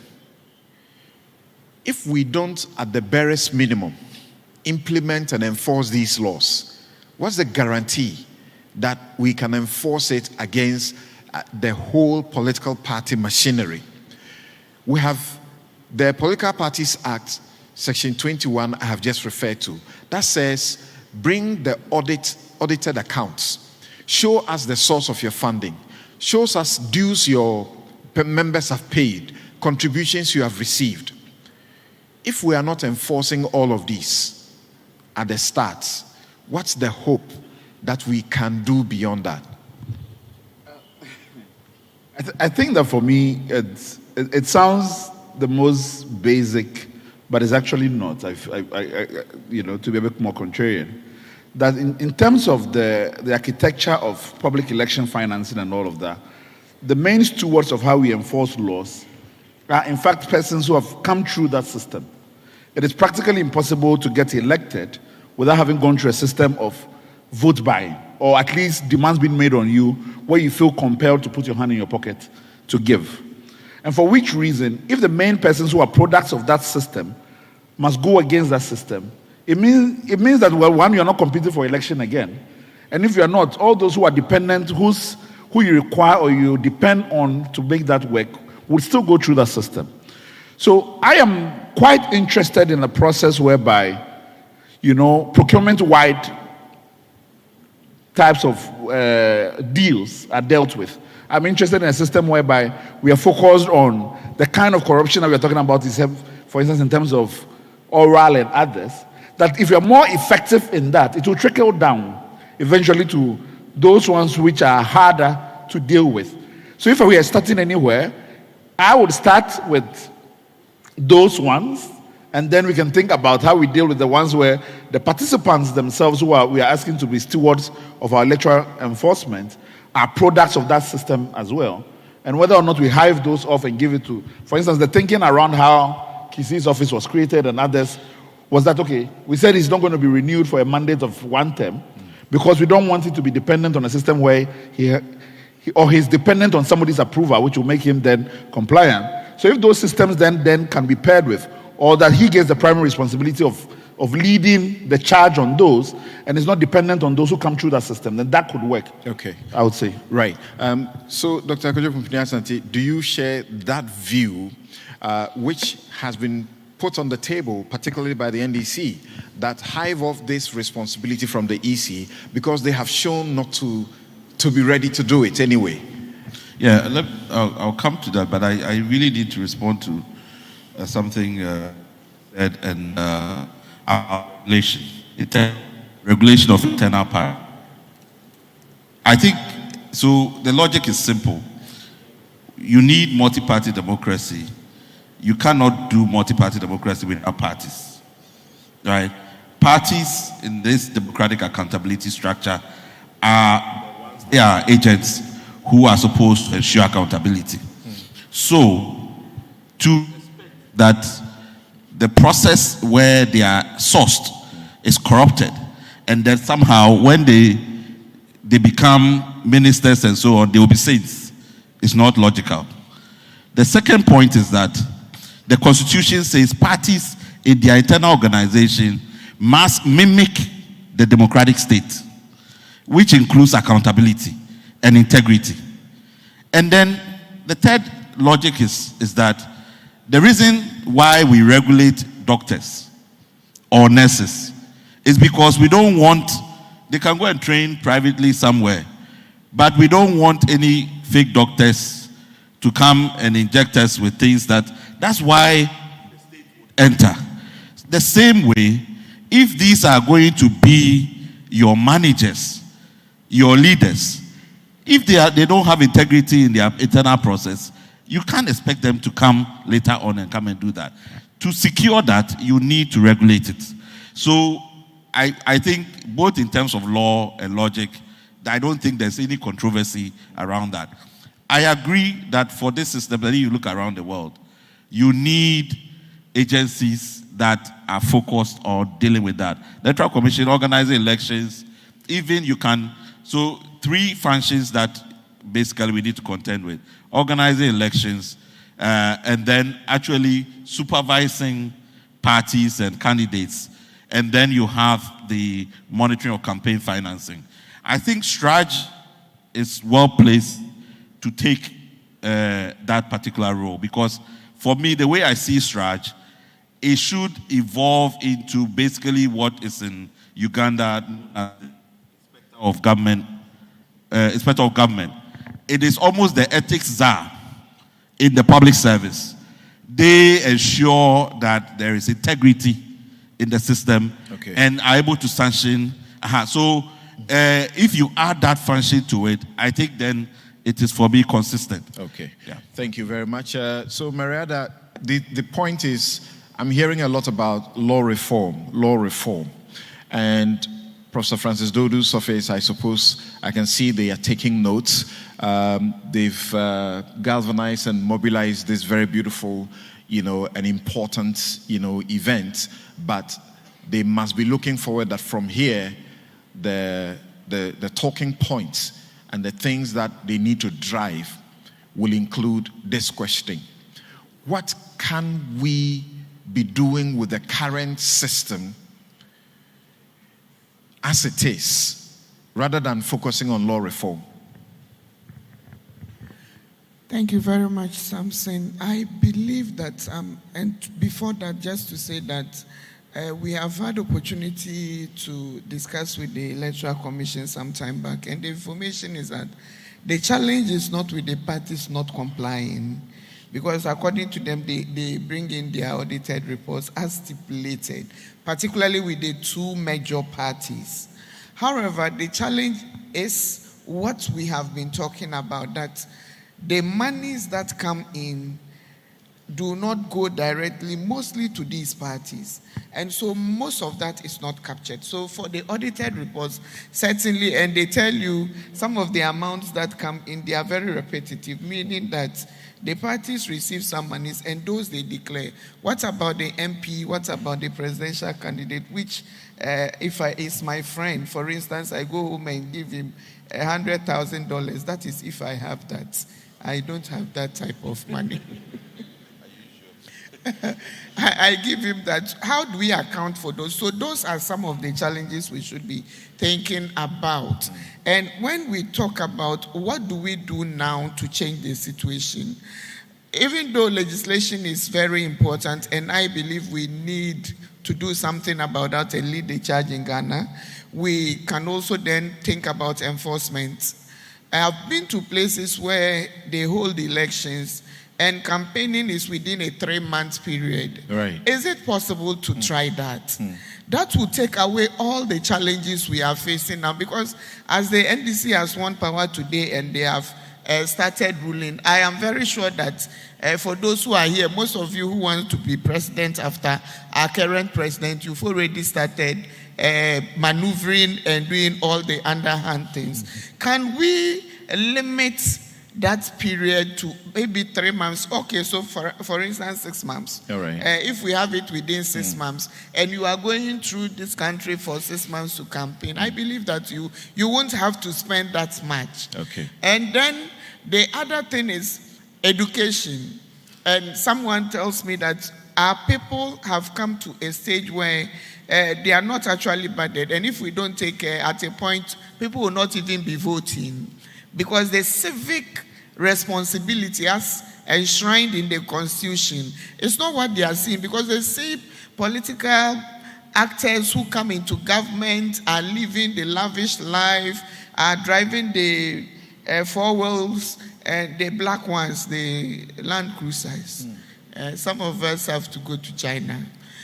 So when we see that, then the impression is that the best place to go to is to go and be a politician and become a minister. All right. And our youth is not good for us. So education, civic education on what we can do to change that situation is very important. And some of the data is available to use to do so. As someone mentioned, the universities are learning from the older generation. Can we begin a research agenda where we are talking more ethics than the law? Because ethical behavior is what would then help us to appreciate and comprehend that certain behaviors are not warranted and very good for citizens of this country. Can we go back to those days when people would do the right thing without looking back? People would do the right thing without thinking that somebody would praise them for it. People would do the right thing because they knew that repercussions for doing the wrong is very drastic. We have seen that before. We can go back to that. Okay. Let's educate ourselves, reorganize, and reset that agenda to show that we can do it. And let's learn from others, like the Indians who are doing better than we are currently doing. Tanzania, we have Uganda, we have Kenya, which have offices. I do not believe, for me, that we need to set up new offices to be able to cater for this. It is good to set up new offices, but in this case, we have offices already. Perhaps maybe the Auditor General, like Kojo Seshraj, can begin to do some of these things. And let's sanction people, because the law in its current form, even though the sanctions are not as drastic, but if we start from somewhere and we know that there are repercussions for our actions, people will be careful. Thank you. People will toe the line. Thank you very much. I'm coming down to the audience. And Kisi Jabing and Dr. Joseph Whittal, you have been talking about law reform. So we would like to hear from you as well. I'll return to you. We hear from you. What specifics are you looking at in terms of law reform? Mariada says that we can do with some of the laws we have now. Vote buying, vote selling, you can't prosecute unless under the fiat of the Attorney General. So if the person belongs to the Attorney General's party, will they allow for prosecution? Yes. So please, the floor is yours. As brief as possible. Once we are done, we'll have the rapporteurs give us their report. Thank you. That's NCC Chairperson. Good morning. Thank you very much. My name is Kathleen Addy. I'm the Chairperson for the National Commission for Civic Education. This is a very exciting program. I am pleased that the government of Ghana is taking these bold steps to ensure that we combat corruption in this country. I must say, however, that in the setting up of this program and its execution, the role of public education is missing.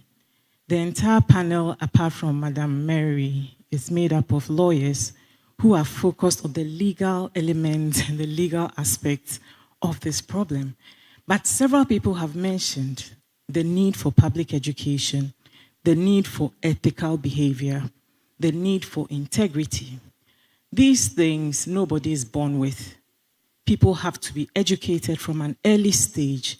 I'm glad the students are here to educate citizens and students to have morals and ethics and so on and so forth. It takes more than a one-day great event. It takes taking them through processes right from the time they enter school, through secondary school, through the university, so that those values become part and parcel of them. We cannot, as a country, continue to act as if the mindset problem does not exist. If we invest and are committed to addressing the mindset deficit in this matter, from the very early stages, we will have less need to continuously make new laws to be able to catch those who default when they are already adults. Please, let me just finish. Thank you. So I would also like to say that when we are doing these things, it is not just about law, and it should not only be about lawyers. The research agenda is such that every institution that is connected to this issue must be part of the solution. The National Commission for Civic Education is a state institution. It's a constitutional body, has a role to play. NACAP, education on NACAP is one of the things we undertake officially. So I want to reiterate that it is important that the state institution that is mandated to do public education, to do civic education, is not excluded from processes like this. Thank you very much.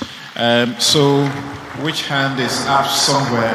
And embedded in her contribution is a question, but we don't have any of the organizers up here. I doubt that it was deliberate to pick lawyers, but Kuja Asante doesn't want to talk law anyway.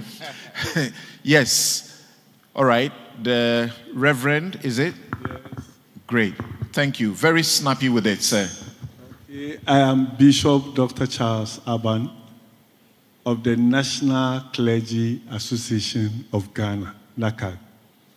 Well, I'm so much happy to have this program being organized in Ghana.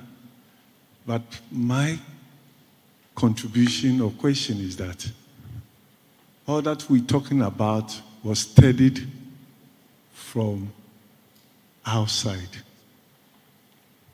I know that Ghana is a democratic country, but we study it from maybe America. So why don't we go back and find out how the Americans or the presidential candidates do raise finances to support their campaign without any kind of corruption. If we go there and find out that there is a little bit of corruption, then we take another step. For example, these 4 years, what is it? Can somebody help me? Tenure. Is it not costing the country so much? 4 years. And we know that these 4 years, they will by all means go to the, what? The second term, whatever they will have to do. So I am indulging everybody. Let's think about it and let's see how this we can curtail this corruption so that it can help our country. All right. So that there will be a presidential term for 8 years or 7 years like the special prosecutor enjoys? Yes. Okay, thank you. Maybe non-renewable. Suggestions have come up for 5 years as you have in other countries. Please, there's a hand here in the middle. You already have the microphone. Thank you. My name is Bismarck. This discussion needs to go beyond the technicalities. We have to go down to understand the issues. Right. Take us down. It is not the wish of the politician to flash money, but it's the demand.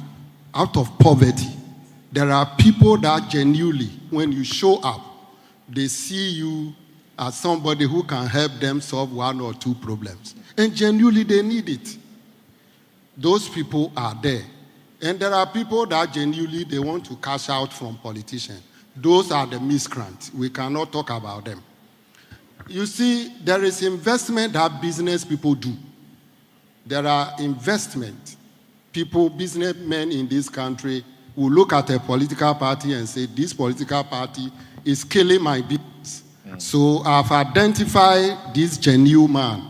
Let me help him to become president so that my business will stabilize. And one businessman who spoke to me during the just last election that I have 1 billion Ghana cedi in my account. It has turned to 58 million. Now, what do I do? If I invest 10 million in a candidate and he comes to power and the exchange rate becomes 10 and my 1 billion is now $100 million, which one do I go for? So genuinely, business people also invest in political parties for sustainability of their businesses, which we cannot take away. And I don't know where will you capture that in the accounts that you prepare to the Electoral Commission. All right. So these are some of the issues. And lastly, it's a moral issue. You walk to a church to go and tell the members and the clergy that they need to vote for you to come and change things in the community. And immediately you go, somebody will come. And the other person who came, he gave 1,000. Telling you that 1,000 is not enough.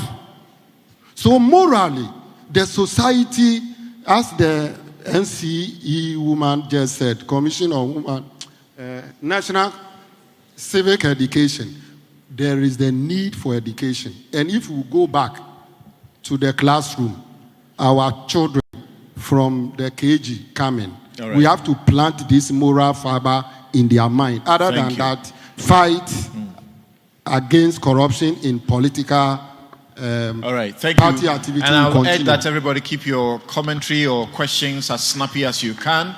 But Bismarck begins on a moral question and says people are needy, so they should take the money, and then you come back to the moral questioning. Yes, please, your question. Yeah, thank you for the opportunity to contribute. I am Professor Elijah Endau, Director for MDPI. I also look at it from this angle. If you look at the arena where all these corrupt practices really thrive, if you go to the various constituencies, the various wards, polling stations, generally, you realize that many of the executives in some of these constituencies are generally illiterates.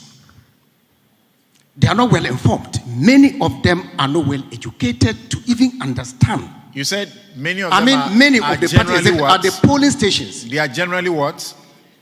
Generally not well informed. Not well informed. Not well informed. Many of them are not generally well informed. And so, many of the politicians take advantage of this uninformed population to let those corrupt practices thrive in there. That is number one. And so, to address it, we need to build a well-informed population. Okay. So, what do? We can actually incorporate corruption-related topics into our curriculum. So let's build our children. Look, corruption starts from the family. Mm-hmm. If you're a corrupt father, you raise a corrupt child. All right. Thank you very much. Thank you so much. The students. Okay, I've seen a hand there. Yes, please. Let's hear you. Thank you. My name is Marvelous Brandon. The OSP, Shiraj, I know you have been doing education. You are hearing, from what you are hearing, it doesn't appear that you are giving the education enough. So you may need to elevate that. Yes. A level 200 accounting students from the University of Professional Studies, Accra. So I want to see it from this angle. We are talking about the political parties making campaigns and giving people money just to vote for them. But should we also consider when they come into power? All the political parties are allowed to bring their own policies. They come to scrap off the policies of the previous party and they bring in their own policies. So talking about their own policies, they need finance to take care of those policies, to implement those policies. And most of the people working in those financial organizations are people that have been appointed by the newly elected political party. There is an affiliation to that one. So I suggest that there should be a national policy, a sustainable one that every political party that comes into power should take into consideration and should go by that. And talking about the financial organizations, the financial organizations should not be dependent or should not be affiliated to any of the political parties. They should be independent organizations whom are going to audit everything that the political parties are going to do. Okay. And with that, I think the corruption can decrease to some extent. Thank you very much. Is Dr. Nimwa Thompson here? He wants the National Development Plan to be one that you cannot abolish, and it should be binding on all the parties. The parties disagree. So where are we going? Yes. All right. At the back there, please. Yes. Thank you. Thank you very much. After you, the hand at the very extreme. After that hand, I can take about 3 more, and then we'll wrap up from the audience. Yes, please. Okay, my name is Tony Obin. I'm the CEO of the PHDC. I am happy that we all have underscored the pervasiveness of corruption in our society. And even more so when the OSP said we should go to the school SRC elections, which is very, very true. I am sure in this country, if KGs, the kindergartens, were to conduct elections, mothers and fathers would go and bring food to corrupt the kids. So I believe beyond education, we should consciously go in for mindset change. Because education is maybe reading and understanding something, the law says this or that, but we should inculcate in our children right from the KG, where mothers, they themselves may not do it, but mothers and fathers may do it, and they will copy it, and they will grow with it. So the reset must also include mindset reset, so that we understand the danger to ourselves and to our country of indulging in corrupt practices in our country. If you're even at the level of chieftaincy, you know what it is. All right. Chieftaincy. So I think my key point is that beyond education, which to me is a little, just for want of better word, simplistic, we need to consciously go for mindset change, moral change. Thank you very much. And Dr. Obin, you heard the response when you spoke about elections at KG or kindergarten. It's real. It's happening. What society are we building for ourselves? Yes. Please stand. Right.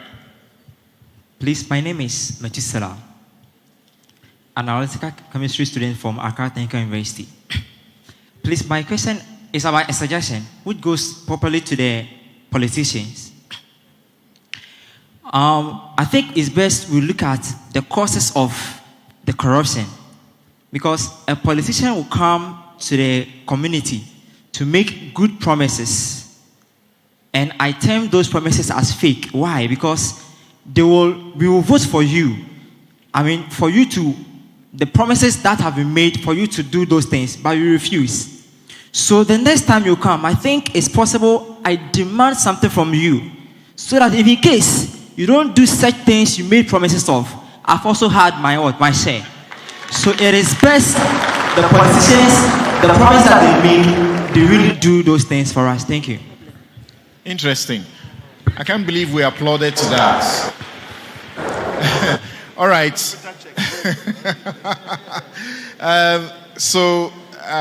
To be fair to this line, I'll come to you, Honorable. Yes. Okay, I saw the lady's hand. That's why I deferred to that place. You were calling for the man. Okay. I haven't seen too many ladies up. So I'm going to be that discriminatory. If you're a lady and you put your hand up, I will break the rule and hear you. Yes. Thank you. Thank you. We'll come to you. Thank you. Frank Ochre from the Ghana Great Company. And I'm happy that most of the comments that have come have pointed to education and to that factor, the moral culture and integrity of our country. I believe that those who have grown a little would agree that when we were young, things were not like this. Gone are the days when, as a young person, any elderly person in your community can say that don't do this or don't do that. There was some moral culture which has been lost, and that's what we need to go to. And I think that it comes back to education. What have the peoples in Japan done that have that kind of morality? I just checked and I realized that in the internet, Switzerland is reputed as the least corrupt country.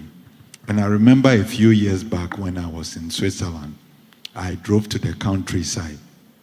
And on the roadside on a farm, they had a table with some pumpkins and farm products, and they had just put the prices on by stickers on the fruits. And then they had a box that you put your money and then you take how much you want. There was nobody there. In fact, in anticipation that somebody will go with money that's not exactly the amount, they had a tray with coins. It means that you put the money and you yourself take your change. And when I saw it, I was amazed. I thought, where I'm coming from, whoever came to put this there, by the time he crosses the road, the thing will not be there. Oh, no. So the question is, how has that community developed to the point that you can have this? I think we were there before, and we need to work it to get there. It starts from family. Right. The smallest elements of every society is the family, our morality and our integrity. And I think the special prosecutor made mention of it when he was speaking. We need to go back to some of our religious institutions and institutions that build morality. Let it be part of our educational structure. I would say it shouldn't be corruption. It should rather be morality and integrity. And I believe that if we get back to it, we'll Thank you. Thank you very much. Please, the microphone to the lady. Please stand so they can give the microphone to you. Thank you. Let's hear you. The microphone is coming quickly. Okay, you and the next lady by the media. After that lady, we'll take one last one from the front here. Thank you very much. Please, my name is Sofa Kesowa Ampopusi. I work with Ghana Health Service as a chief health planner. I'm honored to be here this afternoon, and I'm not going to ask a question, but to offer humble suggestions and recommendation. I think that we are pointing fingers at the politicians. We also need to look at directors, senior officers who work in government agencies, because at the end of the day, budgetary allocations are given to them, and they are supposed to implement government policies, priorities, and interventions. I believe that the essence of what we are discussing here today is not just about the crumbs that falls after we have spent the money, but even using the money for its intended purpose. Because we know that people come into government not just because they love the country, but sometimes because of their own selfish ambition. And I love what the loud speaker just said, that we should emulate what other countries are doing in terms of Japan. And today, this forum is talking about the big things like corruption. But do we really need money to do simple things like cleanliness? I want to say that there are people here who came from the Jubilee House. And after talking about corruption, I want to say that we need to cast our mind to the basic school that is this is not related to what we are talking, but for some time now I've been thinking about the country, and some things actually are getting into me. Just let's cast our eyes to the basic school close to the Flagstaff House. I even took pictures of it, and we will ask ourselves, what are we doing as a country? I believe the last suggestion I want to give to those who came from the Jubilee House is that from Adenta barrier right to this particular venue should be a ceremonial street where we have trees, flowers, beautiful things. In fact, the field in this country is actually affecting our minds. Thank you. Thank you very much. Thank you very much. Yes. Thank you very much. My name is Dr. Abigail Yankee. I work with the Commission on Human Rights and Administrative Justice. Just to find out, very insightful presentations made, but my concern is the fact that when you look at this whole issue of political financing, it's so clear that it's linked to socio-economic and political issues. It's a very wide thing, and it stretches to issues of gift giving, who is receiving, who is taking it, where is going, who is involved, various actors, etc. Probably to just tease your thoughts that in some jurisdiction, They have very comprehensive regulations, laws, etc., where it's very, very clear as to what you can take, what you cannot take. Ghana is doing well in Africa in general, but I don't know whether you also subscribe to us having a comprehensive law regarding to regulate us on how to navigate in those economic, social terrain where it exposes us to corruption. Thank you very much. Thank you very much. Please, and finally, bring the microphone to the front here for me. That's the very last contribution or question we are taking. And then the SP and Commissioner for Shraj will speak to us. Yes. Thank you very much. My name is Ernest Broja Jemfi, Deputy Defense Minister. I want to ask a question, but my question will be built on the contributions that we have had. It appears that some on this side believe that the scope of the discussion is not well carved. And so you get people talking about mindset, education, and all that. I want to ask a practical question for our panel members in order to address the concerns that have come from here. So I present to you 3 candidates who are going for elections. The first candidate has good intentions, has the vision, implementable policies. But for the fear of losing the elections, he offers to pay some money in order that he gets elected. So he pays, let's say, 500 cedis to a delegate. The second candidate is not too sure. He's indifferent whether he wins or not. He wants to try his luck. So he offers a full chicken and fried rice on election day. And the third candidate, who has no vision, he just wants to occupy the position, approaches the chief of the community and appeals to him to talk to the delegate to vote for him. Among these 3 candidates, who is corrupting and who is corrupt? Thank you. All of them are corrupt. So that shows that we have to, expand the scope of the discussion. Thank you very much. Thank you very much. So let's come here. Thank you very much for your insightful contributions. A round of applause for yourselves, please. And for those of you who couldn't be here, please forgive me. We are working with time. I have to get this done quickly, and then Noan Falong will continue with the rapporteurs' presentations, and then we'll be done. And you can then retire, have your lunch, and go home.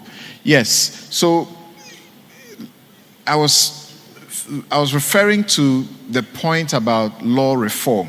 We can't run away from law reform. So, SP, what exactly is in your mind when you are talking about law reform to help the fight against corruption on the issue of political party financing?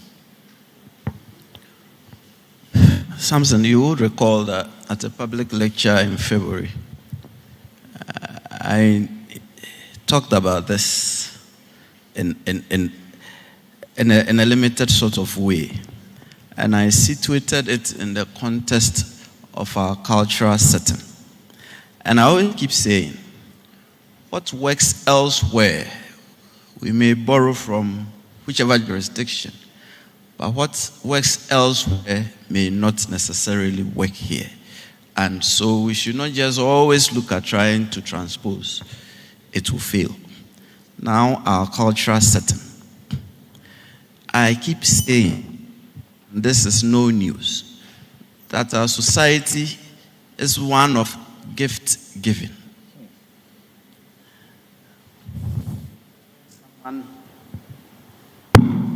When someone does a favor, he is not necessarily expecting a paycheck, but he expects you to give something in appreciation, not because he is corrupt, but that is how our society is. And so where I come from, Machimedase is very, very crucial. You wake up in the morning, you reach out to the person, thank you very much for what you did for me the other day, and you are considered a wise person in that regard. Now the question has been, what is culturally acceptable? Is it the same as legally acceptable? Are we going to legislate to change our cultural mindsets and setting? That is what we need to ask ourselves. Now, because gift giving is ritualistic, the comments that pass through here capture it also beautiful. You do not necessarily want to pay, but the person you are talking to vote for you wants you to pay. You haven't set out to pay, but you know that they'll be looking at you forlornly if you came and you just said, oh, nice meeting you, and you walk away. This is the society. Samson, we must situate law reform in this context. And that is why I said earlier that let us make giving money, spending so much money in respect of giving it out to persons a pointless exercise. The law should be structured in such a way that it will be of no moment or otherwise if you give money to someone. That is to say, the law should be structured in such a way that you give money out to someone, it's because you wanted to do it, not that you wanted to influence the person's vote by so doing. When we go from that opposite direction to come home, we will address the situation better. Sitting here, I am looking at us passing laws. We should do this, we shouldn't do that. But then you go onto the campaign grounds, and we always say the day of planning is different from the day of battle. You go in there, and what is staring at you is abject defeat if you do not conform. No one likes to be defeated. No one likes to go to elections hoping that he will lose the elections. So when he goes to the ground there, and this is what is going on, it means that you have to up your game, as was said. Let's make the law make it pointless to give. I hope I'm making sense. If it is pointless to give, then you are just a gift giver with no consequence whatsoever. And that is why I also situated in the context that should we perhaps think about opening up the delegate system, which then makes it pointless to give. Because you would recall the major political parties earlier, their delegate system was just so few people. So a candidate was able to cut the majority of them away, put them in a house or a hotel, and you, the other candidates, won't see them. You only see them in the election morning and say, hey, also Wahabi. And you know very well that since you haven't seen them, they are going to vote against you. And they will vote against you. Now, if you make it pointless and the delegate system is so pervasive, you do not have to talk one-on-one with any person, but you can go to the communities and speak with them and other public fora. For me, that will be better. And here we should separate the indices or the circumstances under which non-presidential elections are conducted from presidential elections, because with respect to presidential elections, the general scheme of affairs is totally different. All right. And then, last point. In respect of the Electoral Commission, we have so politically charged that place up. It is a live nuclear reactor. In respect of we expecting them to govern the political parties, we are expecting them to do the impossible with the kind of function we have given them. And so I will support the call that maybe we should rethink decoupling the governance system from the EC and perhaps situating it in Shraj for it to perform that function with biting sanctions, right, but always mindful of the kind of sanctions you give to political parties. Otherwise, we'll walk ourselves into a civil war. Thank you very much. Dr. Joseph Whittal, you repeated law reform, and it's important, is it not? Because I've heard you many times. For example, Article 2864 about, asset declaration. you have been consistent. Kisei Jabing, a while ago in his presentation, told us how useless, near useless that law is. Because it simply says, if you acquire asset or property after you have done the declaration, and it is found that the asset you have acquired once you got into government or you got into public service, it is not attributable to income, to gifts, to a loan, to inheritance, to a reasonable source, then the law says it has been obtained in contravention with the law. Therefore, what? You have been saying we need rules. The OSP2 has been saying we need effective lifestyle audits. So, what exactly are the reforms you think we need to beef up these? Right, thank you so much. You are right, I have been very consistent on that. What I have in mind as I make those recommendations all the time is, one, you are aware of the concept of non-conviction based asset forfeiture, which the SP also indicated. Because our law presently recognizes more of conviction based before forfeiture takes place. And again, as he also indicated, the reversal of the burden of proof at the right time is not catered for. It makes it practically difficult for Article 286, is it 4 or 6? 4. 4, to be properly implemented. And because it comes under Chapter 24, which is a provision that gives the Commission the power to, after investigations, take appropriate action, it's my duty to draw attention to the weakness in the law. And just to let you know, I have made that position known to the Constitutional Review Committee, that there is a need to reform Article 286(4) in the direction of a non-conviction-based asset forfeiture, with rules that would be implemented by either the courts or any institution. Because as it stands now, there are no rules, and it's almost a useless law. 2, lifestyle audits are standard in a number of conventions. It is something that it's almost like the same illicit enrichment. We haven't, again, criminalized illicit enrichment, which is a weakness under the African Union Convention for the Prevention and Combating of Corruption. There is a provision there. That is one of our weaknesses. This should give us the opportunity to either legislate through lifestyle audits or make sure that the illicit enrichment regime that is anticipated under the AU Convention is brought into being as part of our law reform. These are the two I would like to say. But under the Political Parties Act, it is almost unbelievable that you let candidates walk away with any resources that they are able to lay hands on for financing their campaigns. That is an unbelievable lacuna in that law.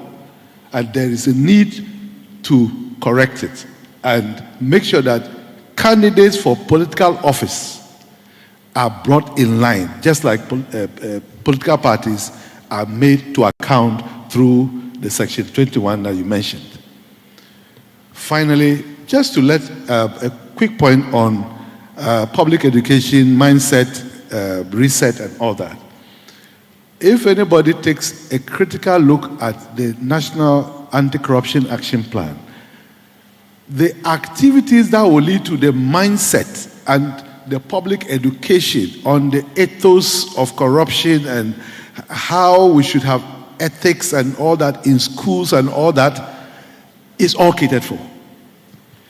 So the call now is to, as we go into the second NACAP, we need to get these aspects reflect, this time with political will, political action from the authorities, by putting resources where the institutions that are supposed to do that can carry that out.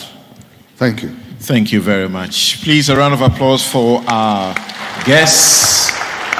Put it up for them, please. Thank you very much. Now, ladies and gentlemen, I want each one of you to grab your microphones. I'm going to take a yes or no response to close. Part of the solution to corruption in political party financing has been suggested to be state financing of political parties.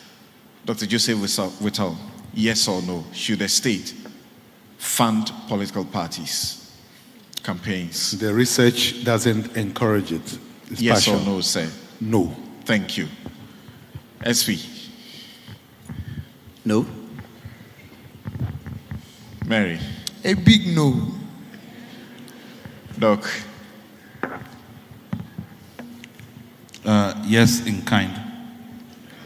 Yes, in kind? Yes. Okay. Oliver? No, in kind.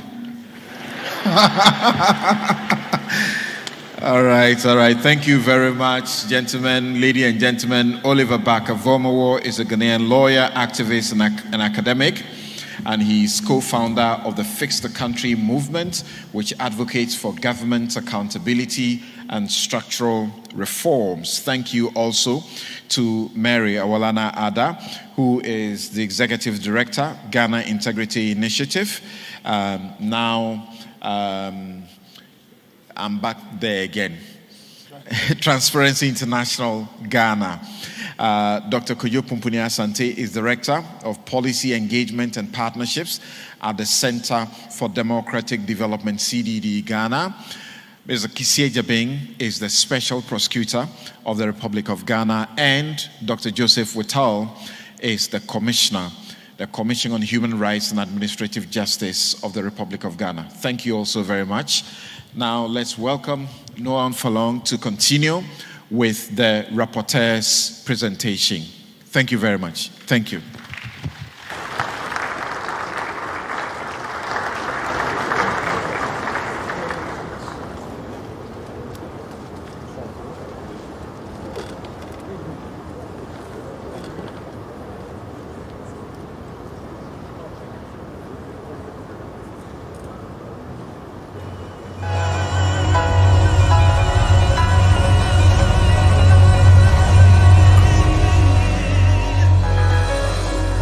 That was a very, very insightful conversation.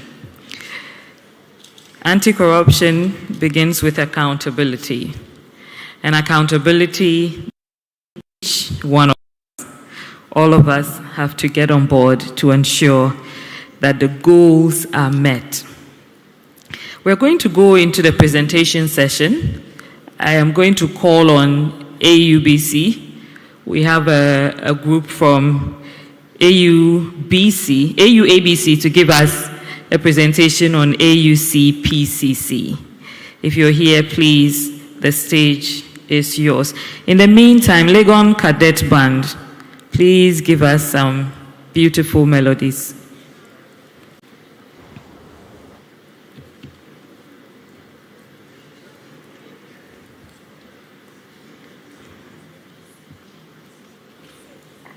AUABC, we are ready for you.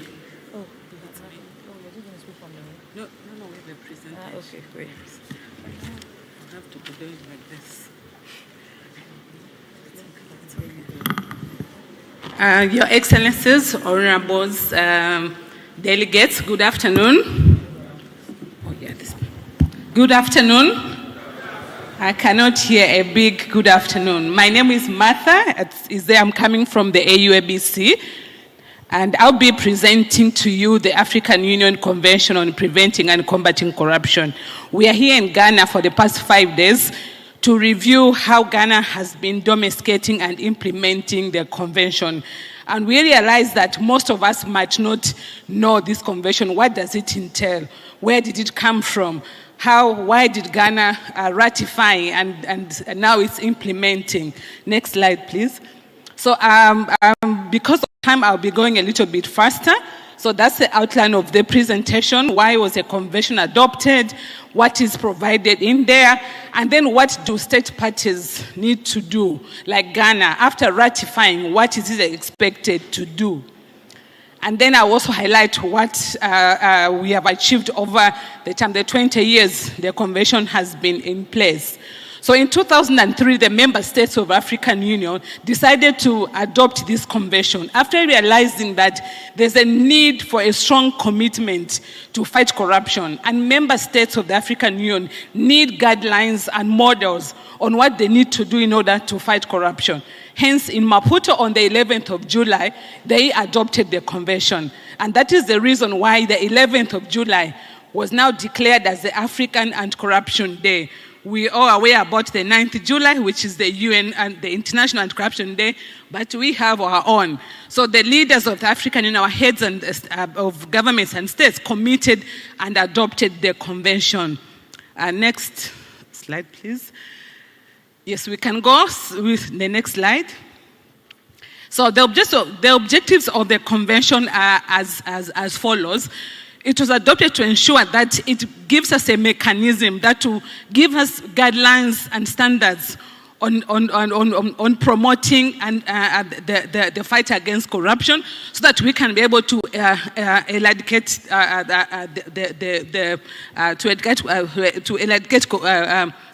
corruption, and also to be able to help countries to be able to cooperate together as a member state, as a state party, as we are fighting the scourge, to be able to help each other from the insights that are coming as we are implementing the convention.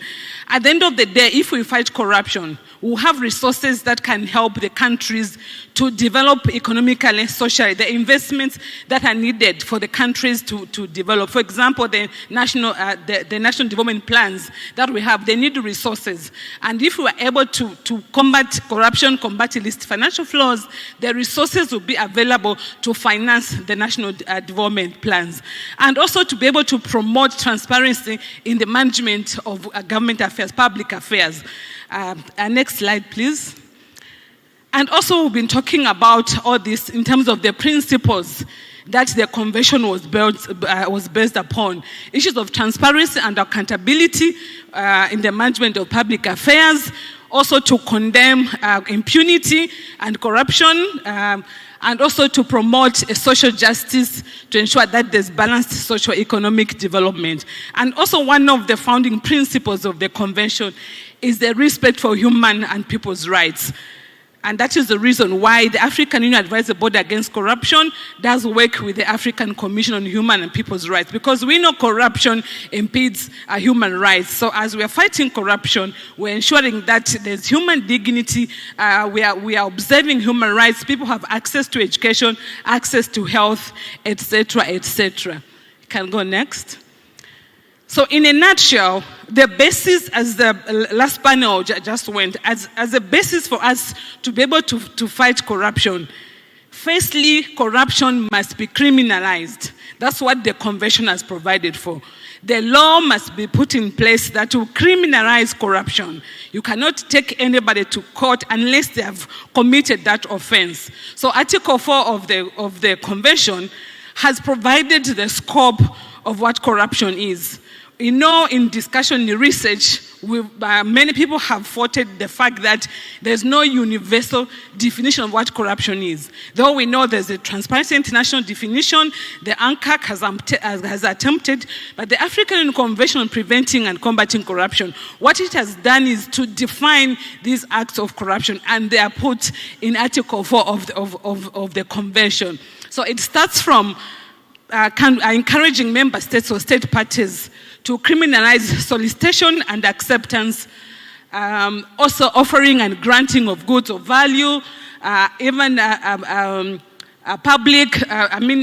theft by public servants, also the diversion of funds, of offering or even soliciting, I've talked about the issue of illicit enrichment, and also even concealing the proceeds and instrumentalities of corruption. All these must be criminalized. Next, please. So the convention itself has provided 19 or 20 articles, which now the member states or the state parties to the convention are supposed to be domesticating and implementing them. So starting from Article 5, as I talked earlier on, it has the state party are supposed to put in place legislative and institutional frameworks. For example, we've seen in Ghana, we have Shiraj, we have the OSP, and others, which are institutional frameworks that must be put in place. Please go back to the same slide, because this is what the convention is all about. Article 6 provides issues to do with money laundering, that the state parties must put in place measures on anti-money laundering. And we find laws that are being put in place, such as the Financial Intelligence Unit or centers that collect intelligence and gathering around money laundering. Article 7 of the Convention talks about the need for state parties to put in place measures that will facilitate fighting corruption within the public service. And one of the issues of the declaration of assets, very critical for public officials. Article 8 talks about illicit enrichment, also very critical, that state parties must criminalize illicit enrichment. Of course, discussions have been in the context where acquiring wealth is a right of citizens, but within the allowable structures, the convention has mandated state parties to be able to criminalize illicit enrichment. Access to information. We've seen countries putting in place the Right to Information Act. So the convention has mandated state parties to be able to give access to information to media, civil society, and any other citizens, as long as it does not interfere in investigation or prosecution of corruption cases. We've just been talking about political party financing. Article 10 of the convention has mandated state parties to ensure that they adopt laws and regimes that will regulate political party financing. So if we refer to that article and see what's happening in Ghana, we'll be able to see what is obtaining. Article 11, private sector. Issues of beneficial ownership disclosures, very critical if we are to fight corruption within the private sector. And also issues of business competition, a code of ethics and regulation of competition. The convention has provided for measures that state parties must put in place. Article 12, our civil society, Transparency International, are they be given access? Are they given platform to help government to fight corruption, to educate the masses?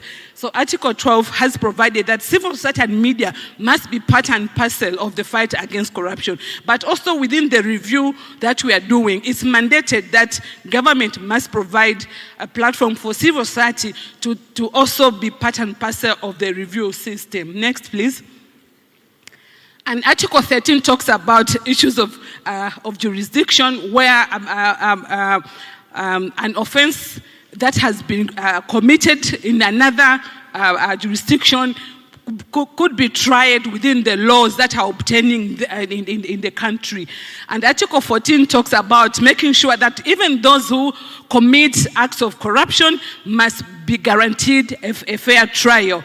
And Article 15 talks about issues of extradition. We see that countries, some countries do have extradition treaties with another country in case an act has been committed in another country. If there will be a possibility of the suspect to be extradited to their country of origin, that has also been provided, and countries are supposed to be able to also put in measures such as signing extradition treaties. And if they cannot, the convention has also provided that the convention itself can be used as a basis for extradition.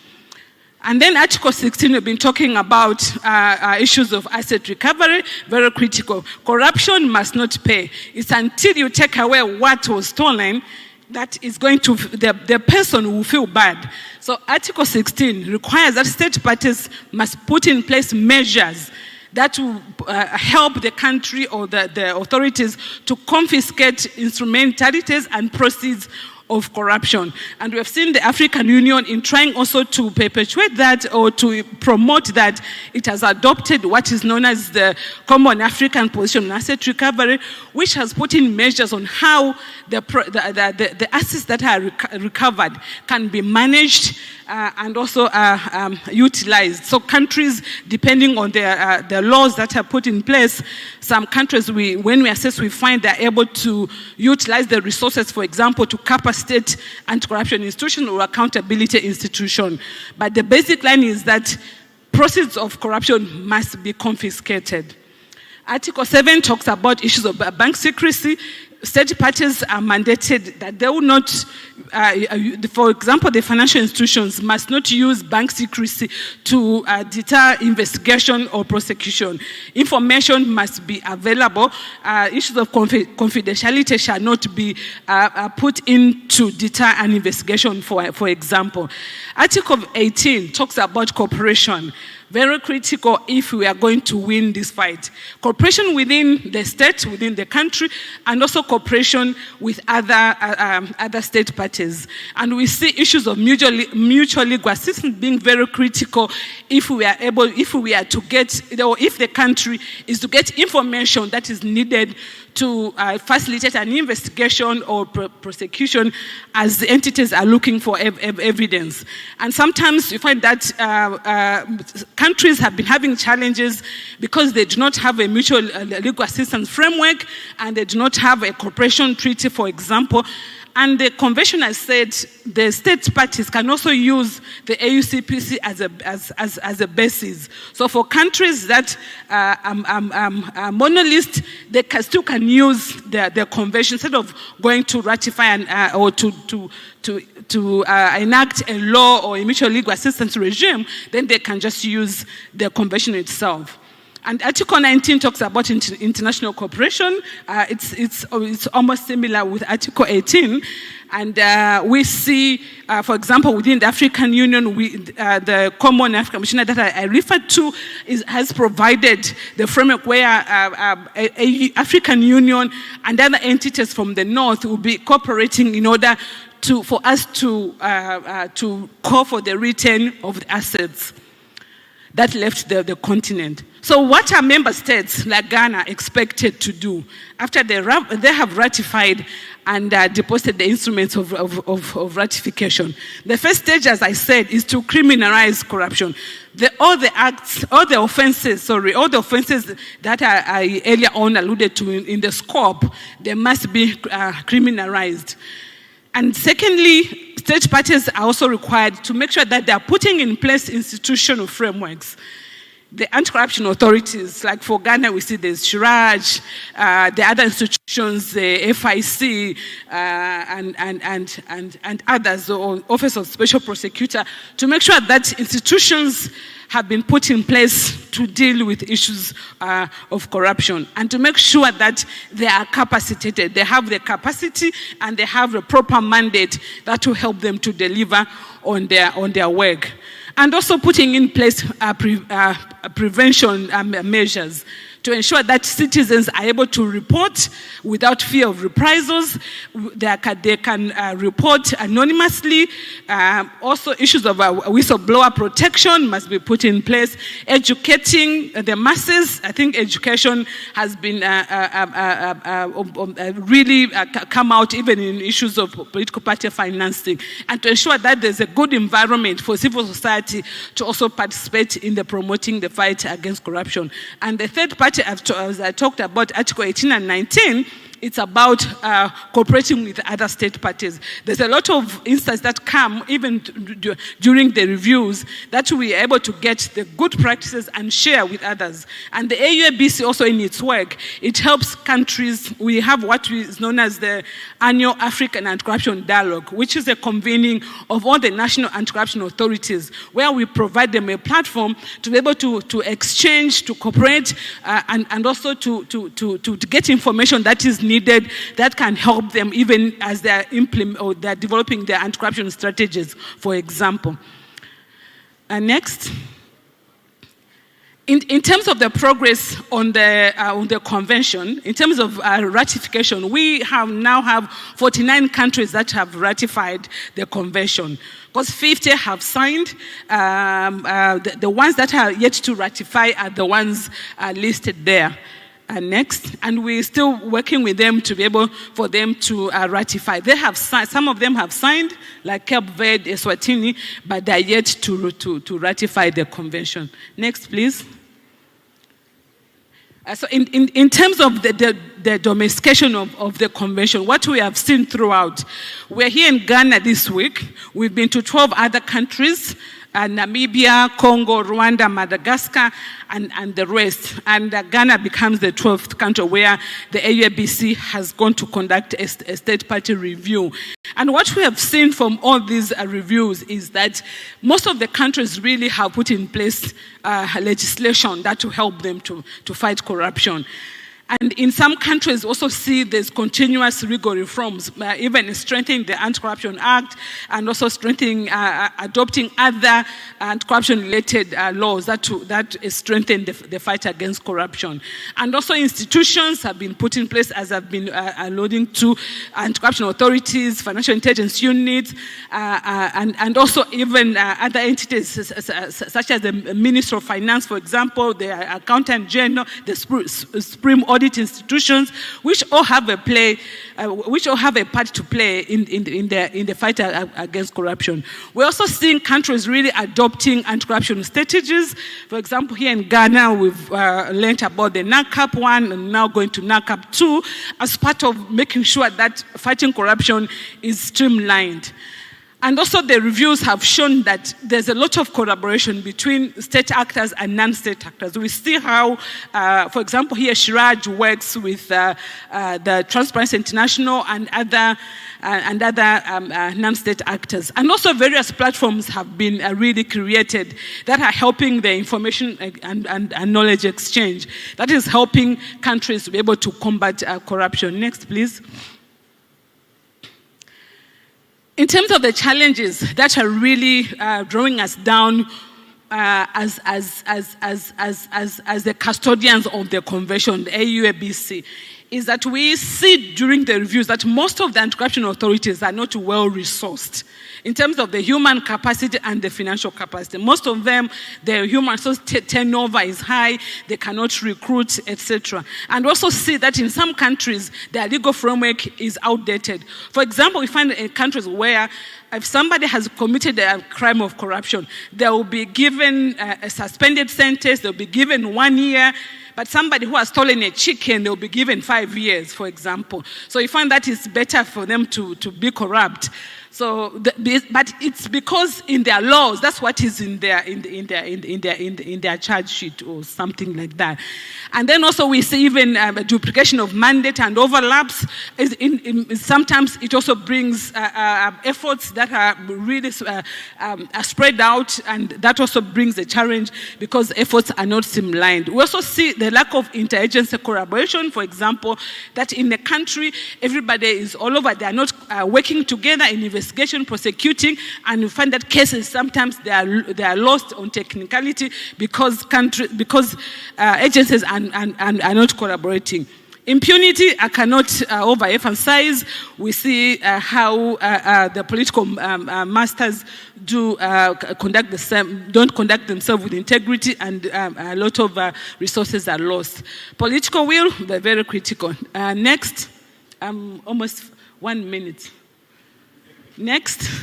So this is the last slide. So what is in it now for us as AUABC to ensure that the convention is really domesticated and it's implemented so that we can be able to fight corruption on the continent? So those are the areas that the AUABC will be working in our strategic plan of 2024-2028, making sure that we are capacitating state actors and non-state actors, supporting the legal reforms that countries or state parties are undergoing, and also making sure that we are combating illicit financial flows, very critical, and also helping countries to implement the Common African Asset Recovery, as well as also giving guidelines on anti-money laundering. If you have any questions, next, you please do contact us. Those are our details. We'll be able to even give you more information about the convention. Thank you.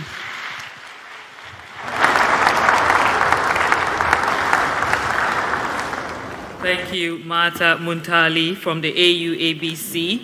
That was a nice presentation on the Convention on Preventing and Combating Corruption.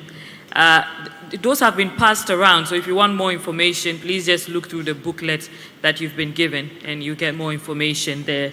We'll take a second presentation from the AUABC. I also have some car keys here that we found. I think it's a Suzuki. If you're missing your car keys, I have them with me.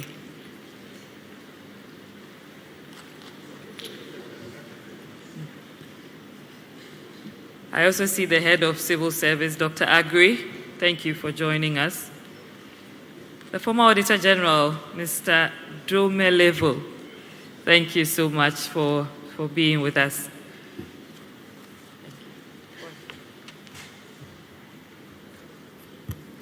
Merci beaucoup. Donc, je vais faire ma présentation en français. J'espère que la traduction est bien là. Confirmez-moi que la traduction est prête. It's okay. Okay. Donc, Excellences, Mesdames et Messieurs, en vos titres, fonctions et qualités respectives, tout protocole respecté.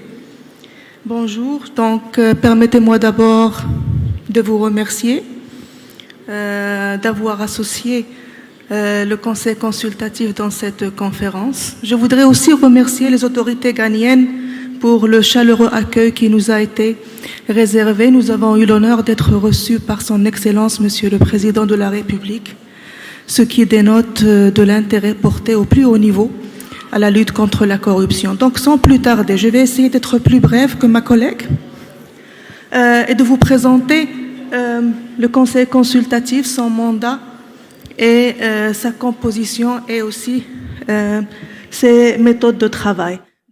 Working method. Next slide. As you do know, the African Union Convention was adopted in 2003, went into effect in 2007. That convention established the African Union Advisory Board Against Corruption. Generally, when we talk about the monitoring mechanism of a convention, it relates to the adoption of the convention at the level of member states, and once the convention is signed, ratified by the states, that country has to deposit an initial report followed by an evaluation mission, a review mission. And that's why we're here in the course of this week. Now, beyond the board, advise and urging member states to sign the convention, the board also receives information on corruption in Africa. As you know, there are a lot of indices at the international, continental level, particularly by non-governmental organizations, international organizations such as the World Bank, OECD, and so on and so forth. So we move on to the next slide. The status of African countries. Ghana is in the 11th position on the continent, 80th at the international level. I was not able to include data on global governance, which has also been published, which gives information on information that has been made by various African countries in that regard. When we talk about indicators, we are talking about the knowledge of convention, and the convention established methodology to be shared by state parties to enable them better understand the corruption. The convention involves knowledge in these various dimensions. So we also have to establish adopted indicators, indicators adapted to the continental contexts. And also administrative procedures that are adapted to combating corruption.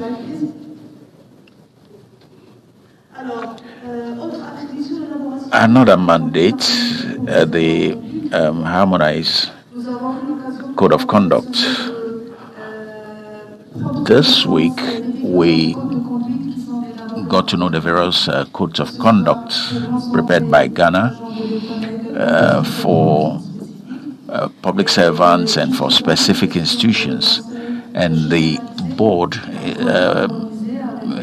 intends to generalize the codes of ethics, taking into account the specific ethics that are identified in the African Charter. A questionnaire has been sent this week, and I'll urge Ghanaian authorities to respond and send the questionnaire back to the advisory board. As to establish partnership, this is one of the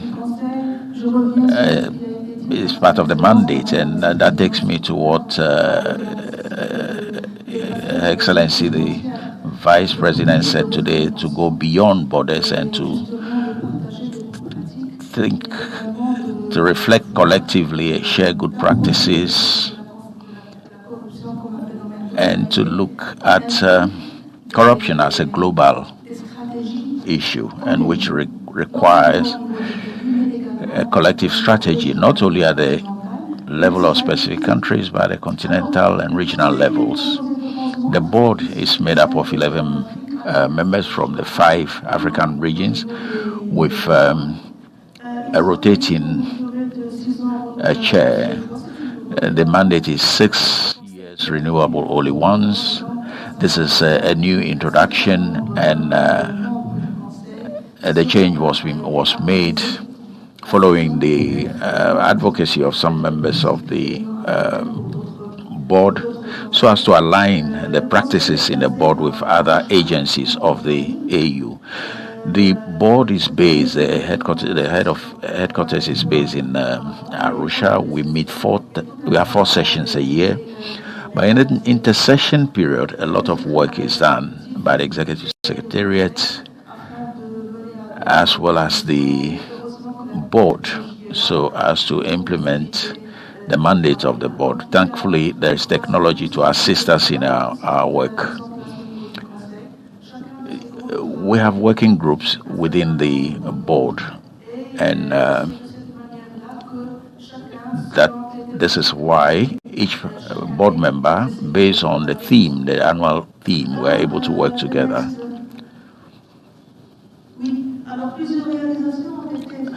Various achievements have been made by the board in spite of our limited resources, limited financial resources, limited human resources.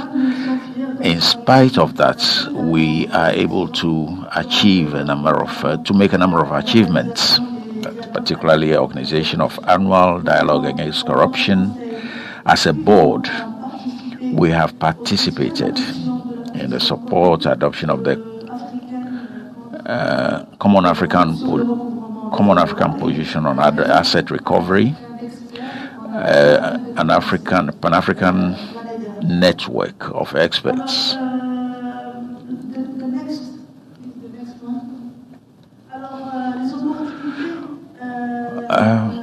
Opportunities. I believe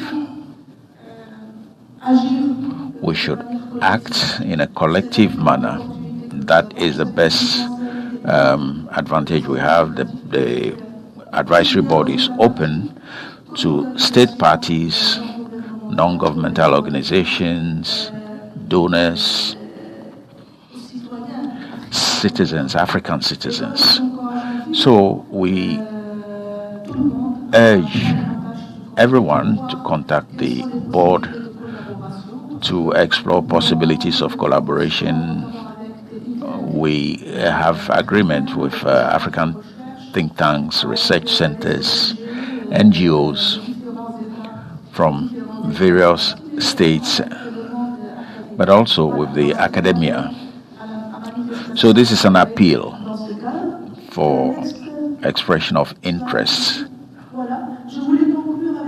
I would like to conclude with the strategic vision of the current strategic plan of the board, and to appeal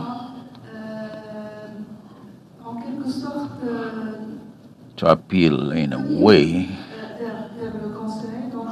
for you to contact the website of the board. It's not, it doesn't have a lot of information, but there's a lot to be seen there. Then there's Honorable Senanu, who is a Ghanaian national, who can give you his contact and also to advise you how you can engage the board, particularly coming from the civil society. I believe I've been brief as I was requested to do, and I thank you very much indeed for your attention.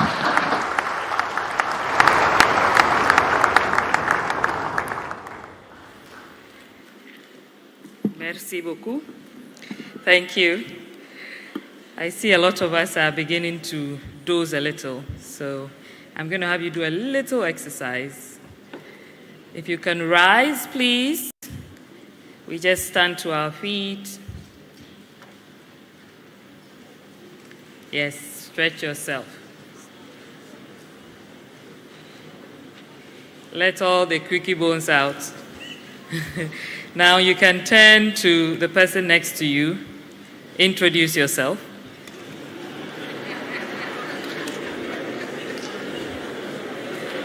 You've been here all day and you have barely said anything to each other. Okay. Now you're going to say, you say your name and you tell them, I am ready to fight corruption. Are you ready? Yes, and tell the person next to you, I am ready to fight corruption.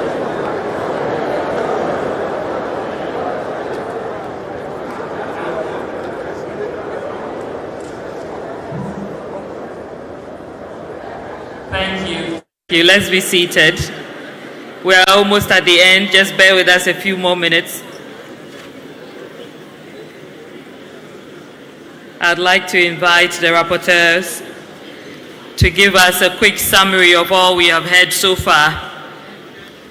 Mr. Bismarck Anyana, Ms. Deborah Ankra, Mr. Kabunate, and Mr. Peter Nkansa.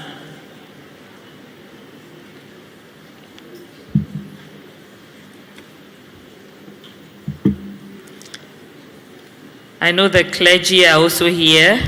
The clergy, thank you for your presence.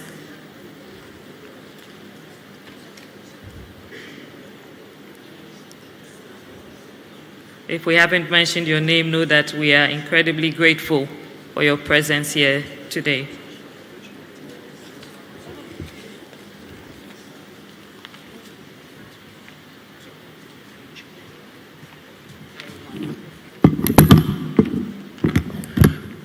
Ladies and gentlemen, I'm here with my team of rapporteurs to give you a quick wrap-up of some of the key takeaways from this very important session this morning. And I would like to stand on existing protocols and to go straight to some of the key messages that we captured in terms of summary for today's session. In terms of the opening part of the session, some key messages came out in terms of the fact that rule of law must go beyond declaration to practical steps being taken to ensure that we see the impact on the ground. We also admitted to the fact that fighting corruption is already rooted in our Constitution. We just have to make it work by enforcing what the provisions in the Constitution is telling us. We also took note of the fact that we need to provide space for robust reflection and institutional renewal. But the question is to transform the people we lead. It's something that we need to find a way to address for it to impact. Some success stories were also captured in the remarks that were given, and we took note of this important event that is coming up in terms of the December 9th session that will seek to assess our national anti-corruption strategies, which will be led by Shraj, to give us an idea of where we were, where we are, and then what next we need to do to enhance our national efforts in addressing corruption. We're also pleased to note that efforts are being taken to ensure that we have the second national anti-corruption plan in place, which will build on the progress being made from the first action plan, which expired in December 2024. Moving on from there, we also had the panel discussion where very thought-provoking questions and answers were provided. Key is the issue of political financing. And one of the questions posed was, how well or bad are we doing in political party financing? It was clear from the discussants that we seem not to be doing so well in it. And it started looking at the trajectory from our 1992 Constitution, where since its promulgation, we've seen continuous increase in money infiltrating into our electioneering processes, which we all admit is an issue of concern to the local level elections, parliamentary elections, and to the presidential.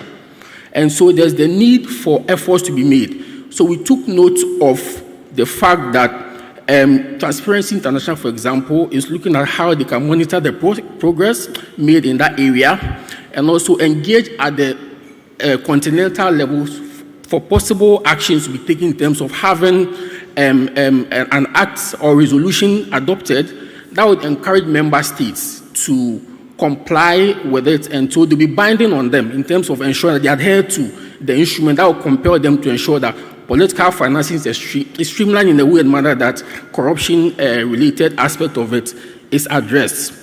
The issue of vote buying and campaign financing, it came clear in the discussion that we are not doing well.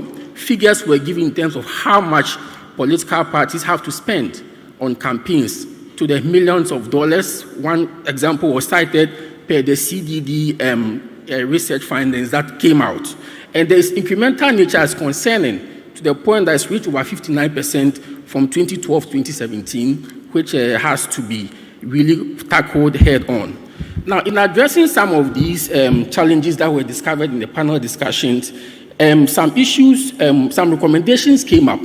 For example, accepting the fact that, one, having a continental-led initiative in terms of a resolution passed to address campaign financing is one of the ways to consider. Internal law, like as it is in the case of Kenya, is an example to regulate behaviors, and that also comes with sanctions to be considered in our national efforts to fight the menace. Illicit financing was also identified and need to be addressed in terms of illegal mining. Galamsey as a source of funding, for example, need to be tackled. Oil diversion, which is also supporting corruption enhancement, which needs to be dealt with. Solving political party financing will help resolve corruption, because we see the connect or the link between party financing and corruption activities. One of the key messages is to fight it, because if we don't fight it, then we don't really mean what we are saying we want to fight corruption in itself. In terms of some of the additional issues that were discussed, one key issue was what can be done within the current system that we have as we look at various reforms to address the corruption menace. And it came out from the discussions that the parties complying with the EC in terms of the parties' act to address corruption is not the issue. But the challenge is the money that goes to the individual candidates who contest the elections. So the parties will comply by rendering their accounts to the EC, financial statements and all that, but that does not give a full and a clear picture of the kind of transaction that go on that could depict the kind of corruption that we seem to have in terms of perception and the realities we have before us. And we need to limit the campaign period to like 6 months, as was proposed by one of the panelists, to reduce expenditures, which serves as a breeding ground for corruption. Issue of education to advance civic responsibility was also considered one of the key takeaways. The lavish lifestyle of political parties, political officials can be tempting. So more civic education that will advance our moral values, especially into our youth, who are the agents of change that we've all agreed to, is very critical. The second National Anti-Corruption Action Plan should address some of the gaps, including resources to address some of the institutional frameworks in place that seeks to advance or fight or combat corruption. The law should be structured in a way that money is given voluntarily and not to influence people. One of the messages that we took note of. And the law has to be biting in terms of the the reaction that came. Illicit enrichment regime under the AU Convention should be brought out in our national processes to help in our fight against corruption. One last message that concluded the panel discussions was whether the solution to political party financing should be having the state to finance these political parties. And as you could hear from the panelists, the answer was a big no. They believe that it seems not to be the sustainable way to tackle corruption. So it's something that we need to revise our orientation on to deal with. Yeah. So ladies and gentlemen, in the interest of time, I'll just give you a synopsis of some of the key messages. But at the end of this session, we'll give you a comprehensive report that will capture all the salient issues that were discussed in this very important session. Thank you very much.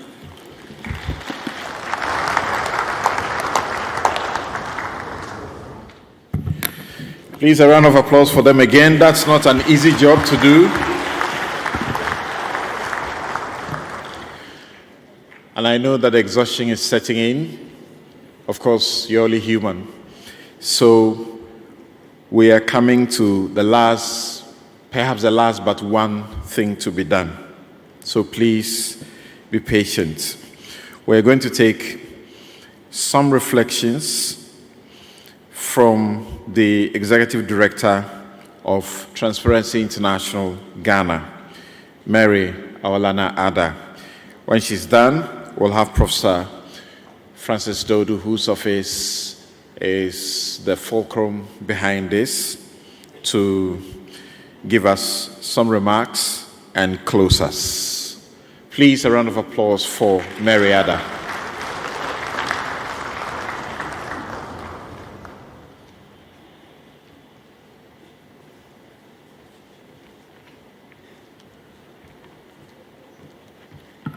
Thank you very much, Samson.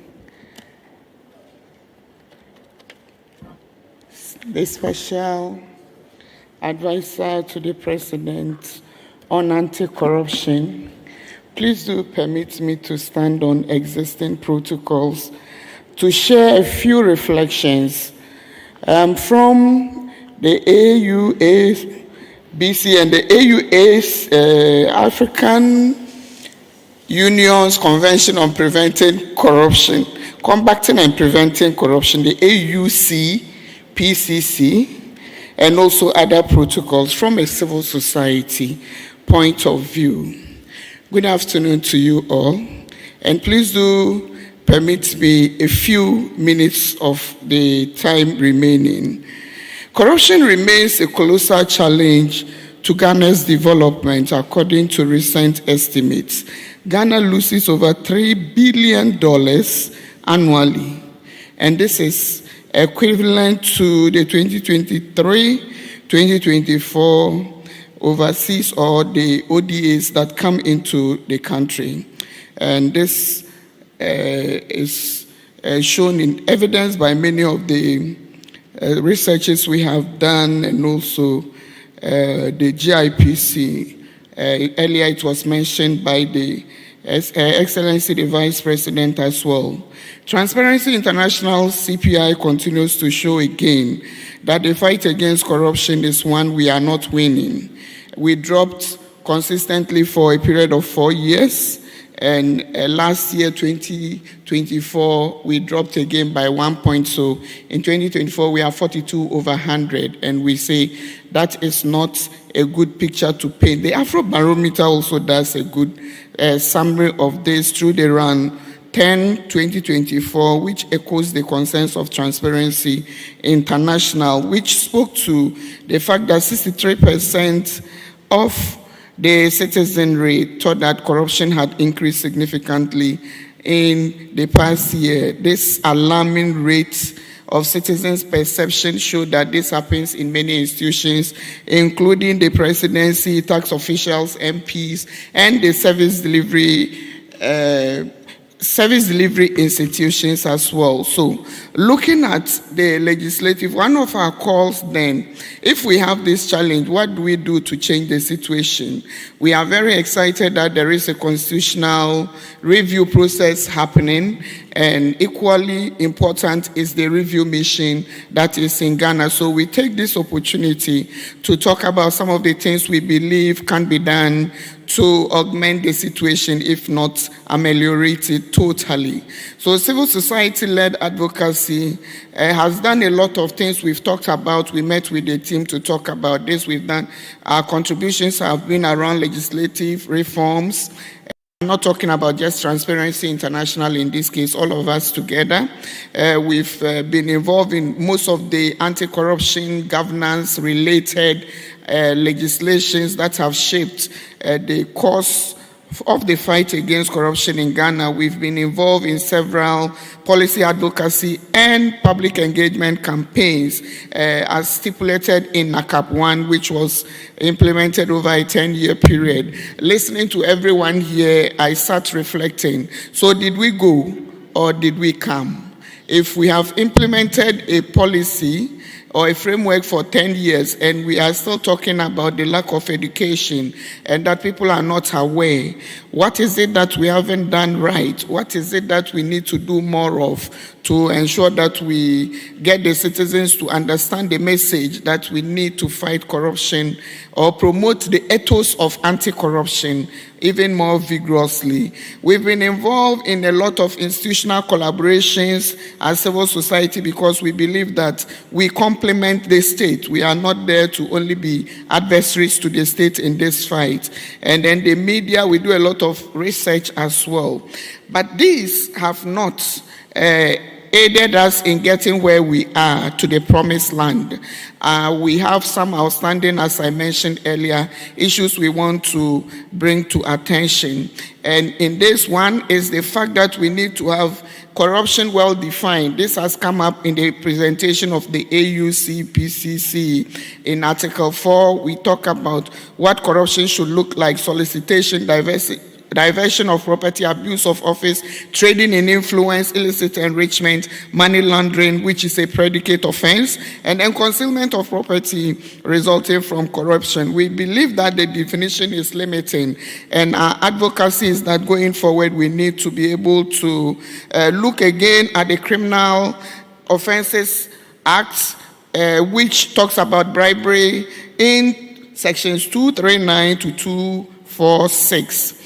The gaps we are talking about here are the fact that we do not have explicitly stated the issues around illicit enrichment, influence peddling, and also private sector, which the SP spoke to earlier. If we do not, we say we have beautiful laws, but in the beautiful laws are many issues. Then the conduct of public officers.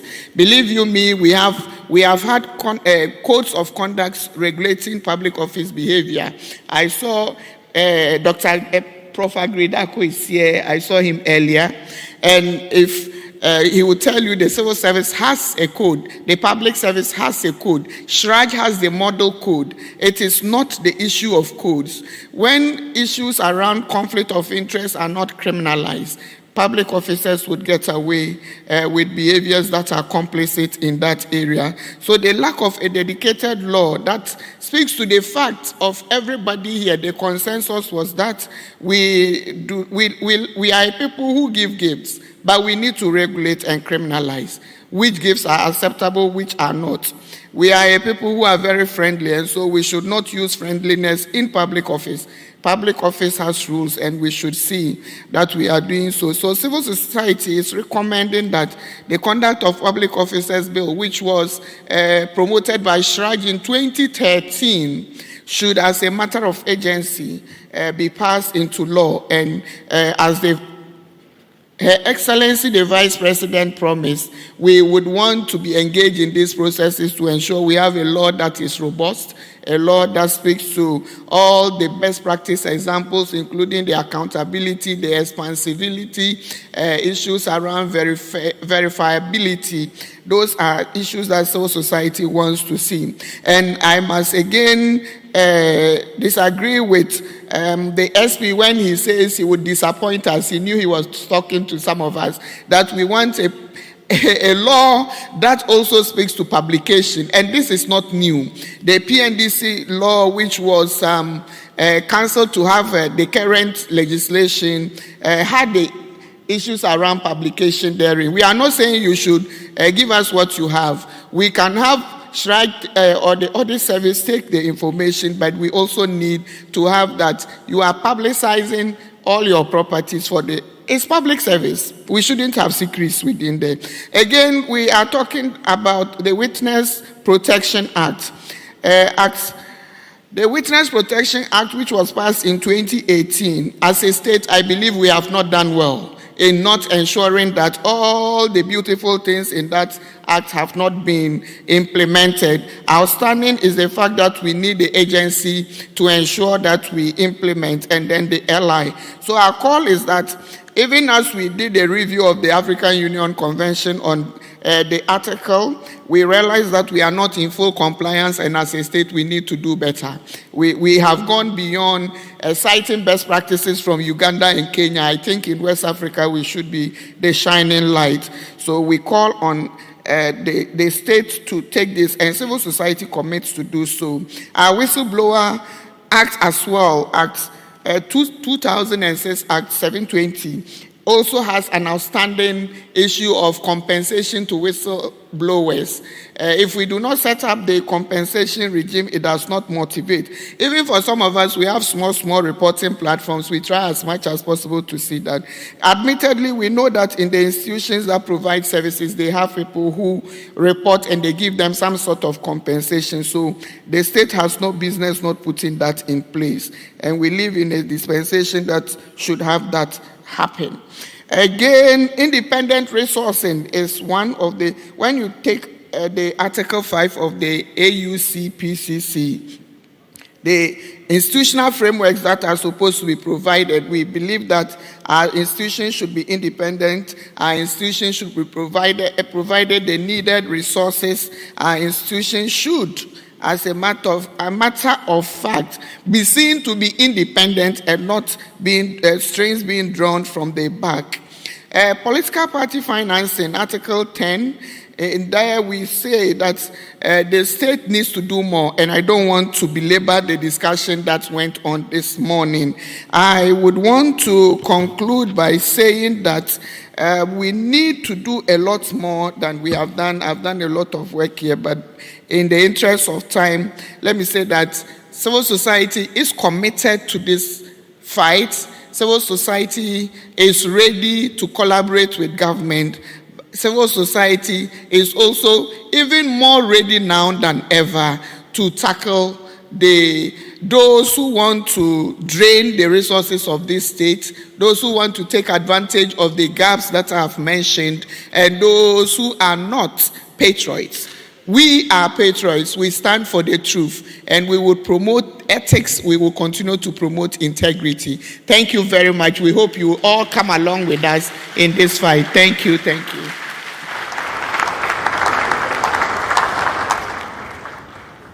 Ethics and integrity. Thank you, Mrs. Mary Ada. She's Executive Director of the Ghana Integrity Initiative. We're trying to wrap this up pretty quickly, so we'll go straight for remarks by the Special Advisor on National Anti-Corruption Program. He will also be giving us the closing remarks.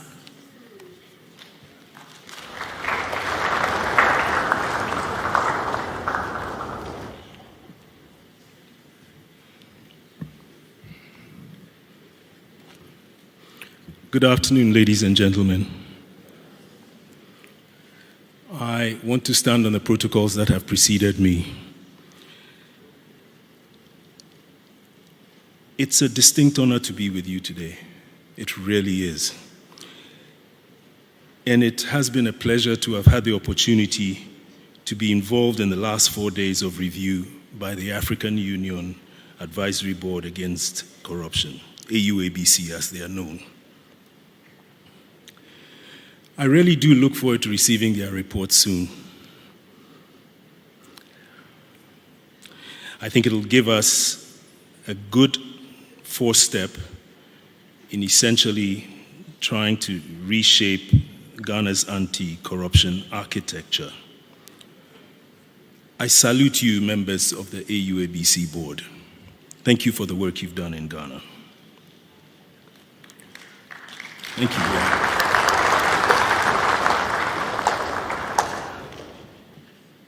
I would be remiss if I also didn't salute His Excellency, the President John Dramani Mahama, because it's his vision on anti-corruption that is why we are here today. It was, after all, his concurrence that motivated the high-level AUABC review of Ghana that today's conference is hinged on.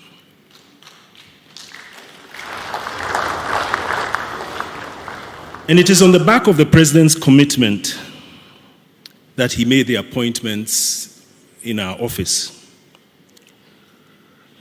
When I had my first opportunity to meet with him after the appointment, it was a 20-minute conversation. And I came away with 3 key points that every day resonate in my mind. The first one was that during that very brief conversation, he must have mentioned the word accountability at least 4 or 5 times. I had gone in to ask him what it was he wanted to see from the office, and he kept referring to accountability, accountability, accountability.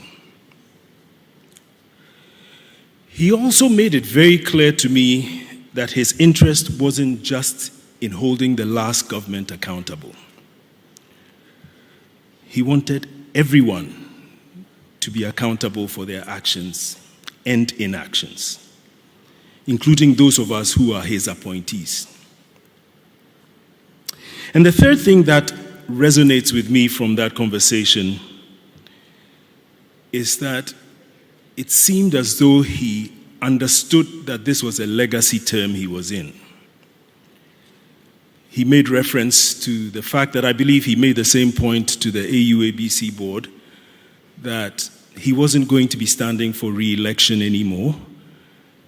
And so he had the opportunity to do things that had to be done, even if they were contrary to what other people thought.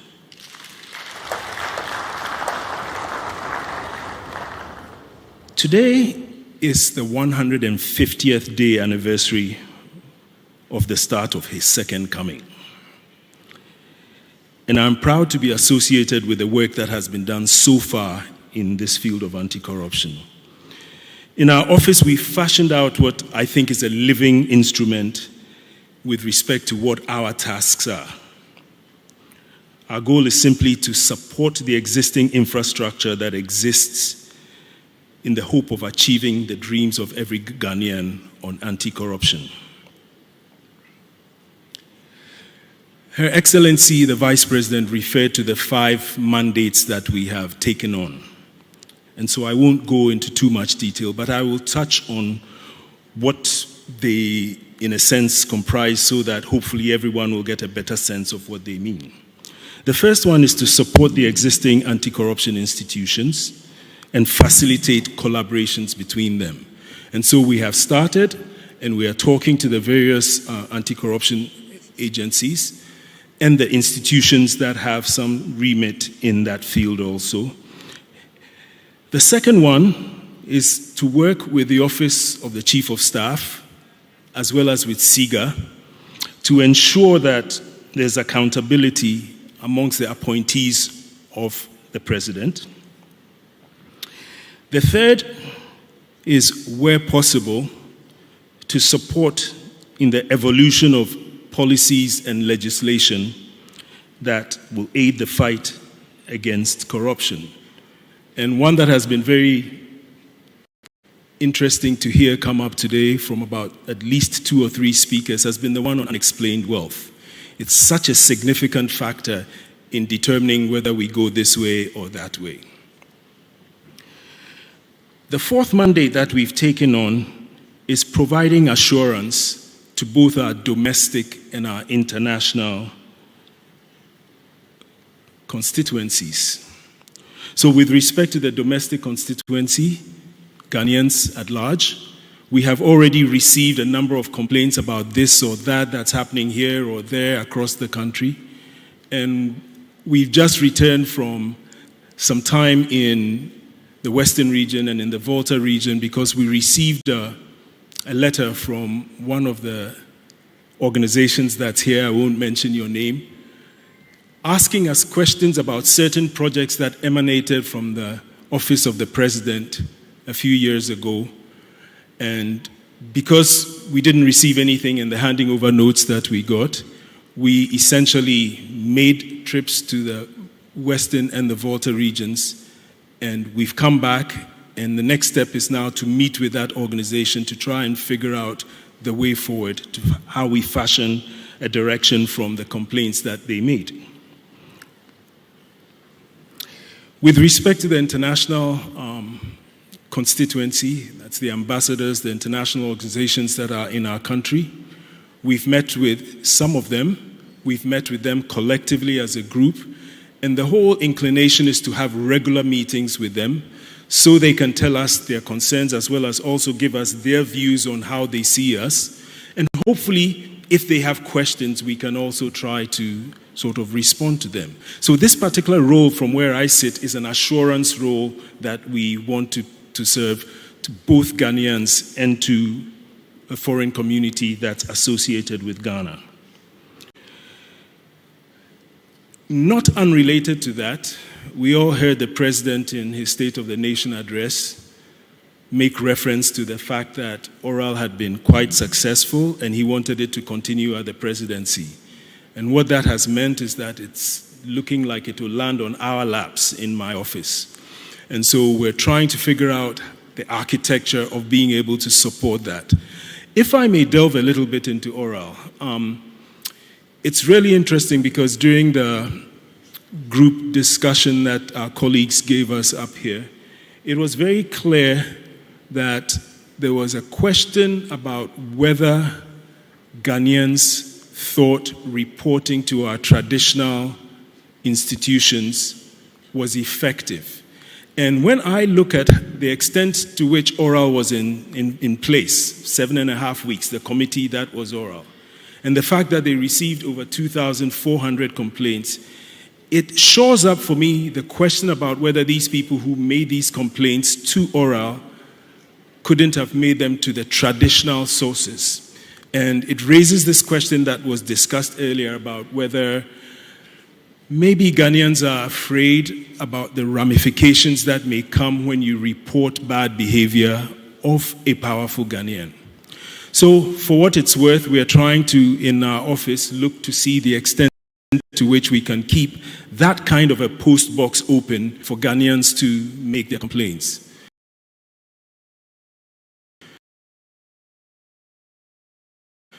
It is not receive them, ensure anonymity, and then pass them on to the front row persons in this meeting. So that's what our office is doing for now. And actually, I should also point out something that wasn't going to be said by me until an earlier meeting alluded to it. This whole notion of mindset change, I'm of the opinion that perhaps we need to strengthen our punitive considerations in this whole game. But yes, it's true also that with new children being born every day, it's important that we start teaching our children the right way to live life. And so we've been in discussions with a Ghanaian animator about the possibilities of putting forth a cartoon series for really young children to maybe start addressing the mindset. I know that the Minister of Education has already spoken about how the kinds of things we're talking about today should feed into the educational system. But we think it'll be useful, given how powerful social media has become, given how powerfully children link to cartoons and whatnot, to see whether there's a way forward there. So that's what our office has been doing so far. But at the office, we're also comfortable with the thought that our role will continue to evolve. And the hope that we have is that we can leave behind a national anti-corruption program that the country is proud of and that our future leaders will be willing to carry on. Today's conversation has been extremely interesting for me. I think one of the speakers from the audience made me remember how when I was 11 years old, over 50 years ago, I was sitting at home when my father came and threw to me an envelope. I opened it, and it was admission from a secondary school. A couple of weeks later, another envelope gave me the prospectus of the things that we were supposed to buy to come to school. And when I compare that to what us parents have to do now for our children to get into secondary schools, it's a bit worrying. The kind of lobbying, to be mild about what I call it, that transpires. So it also made me remember that I'd run in some elections in Ghana before. So I'd run and won 2 elections as the president of Ghana Athletics Association, one as the Ghana Olympic Committee president. And in none of those did I have to pay anything or grease anybody's palms to get elected. And I won't say that people were suggesting that I should go that way. But for me, I've always had a question about if Kisi Ajabeng has to be paid by Francis Dodu to get Francis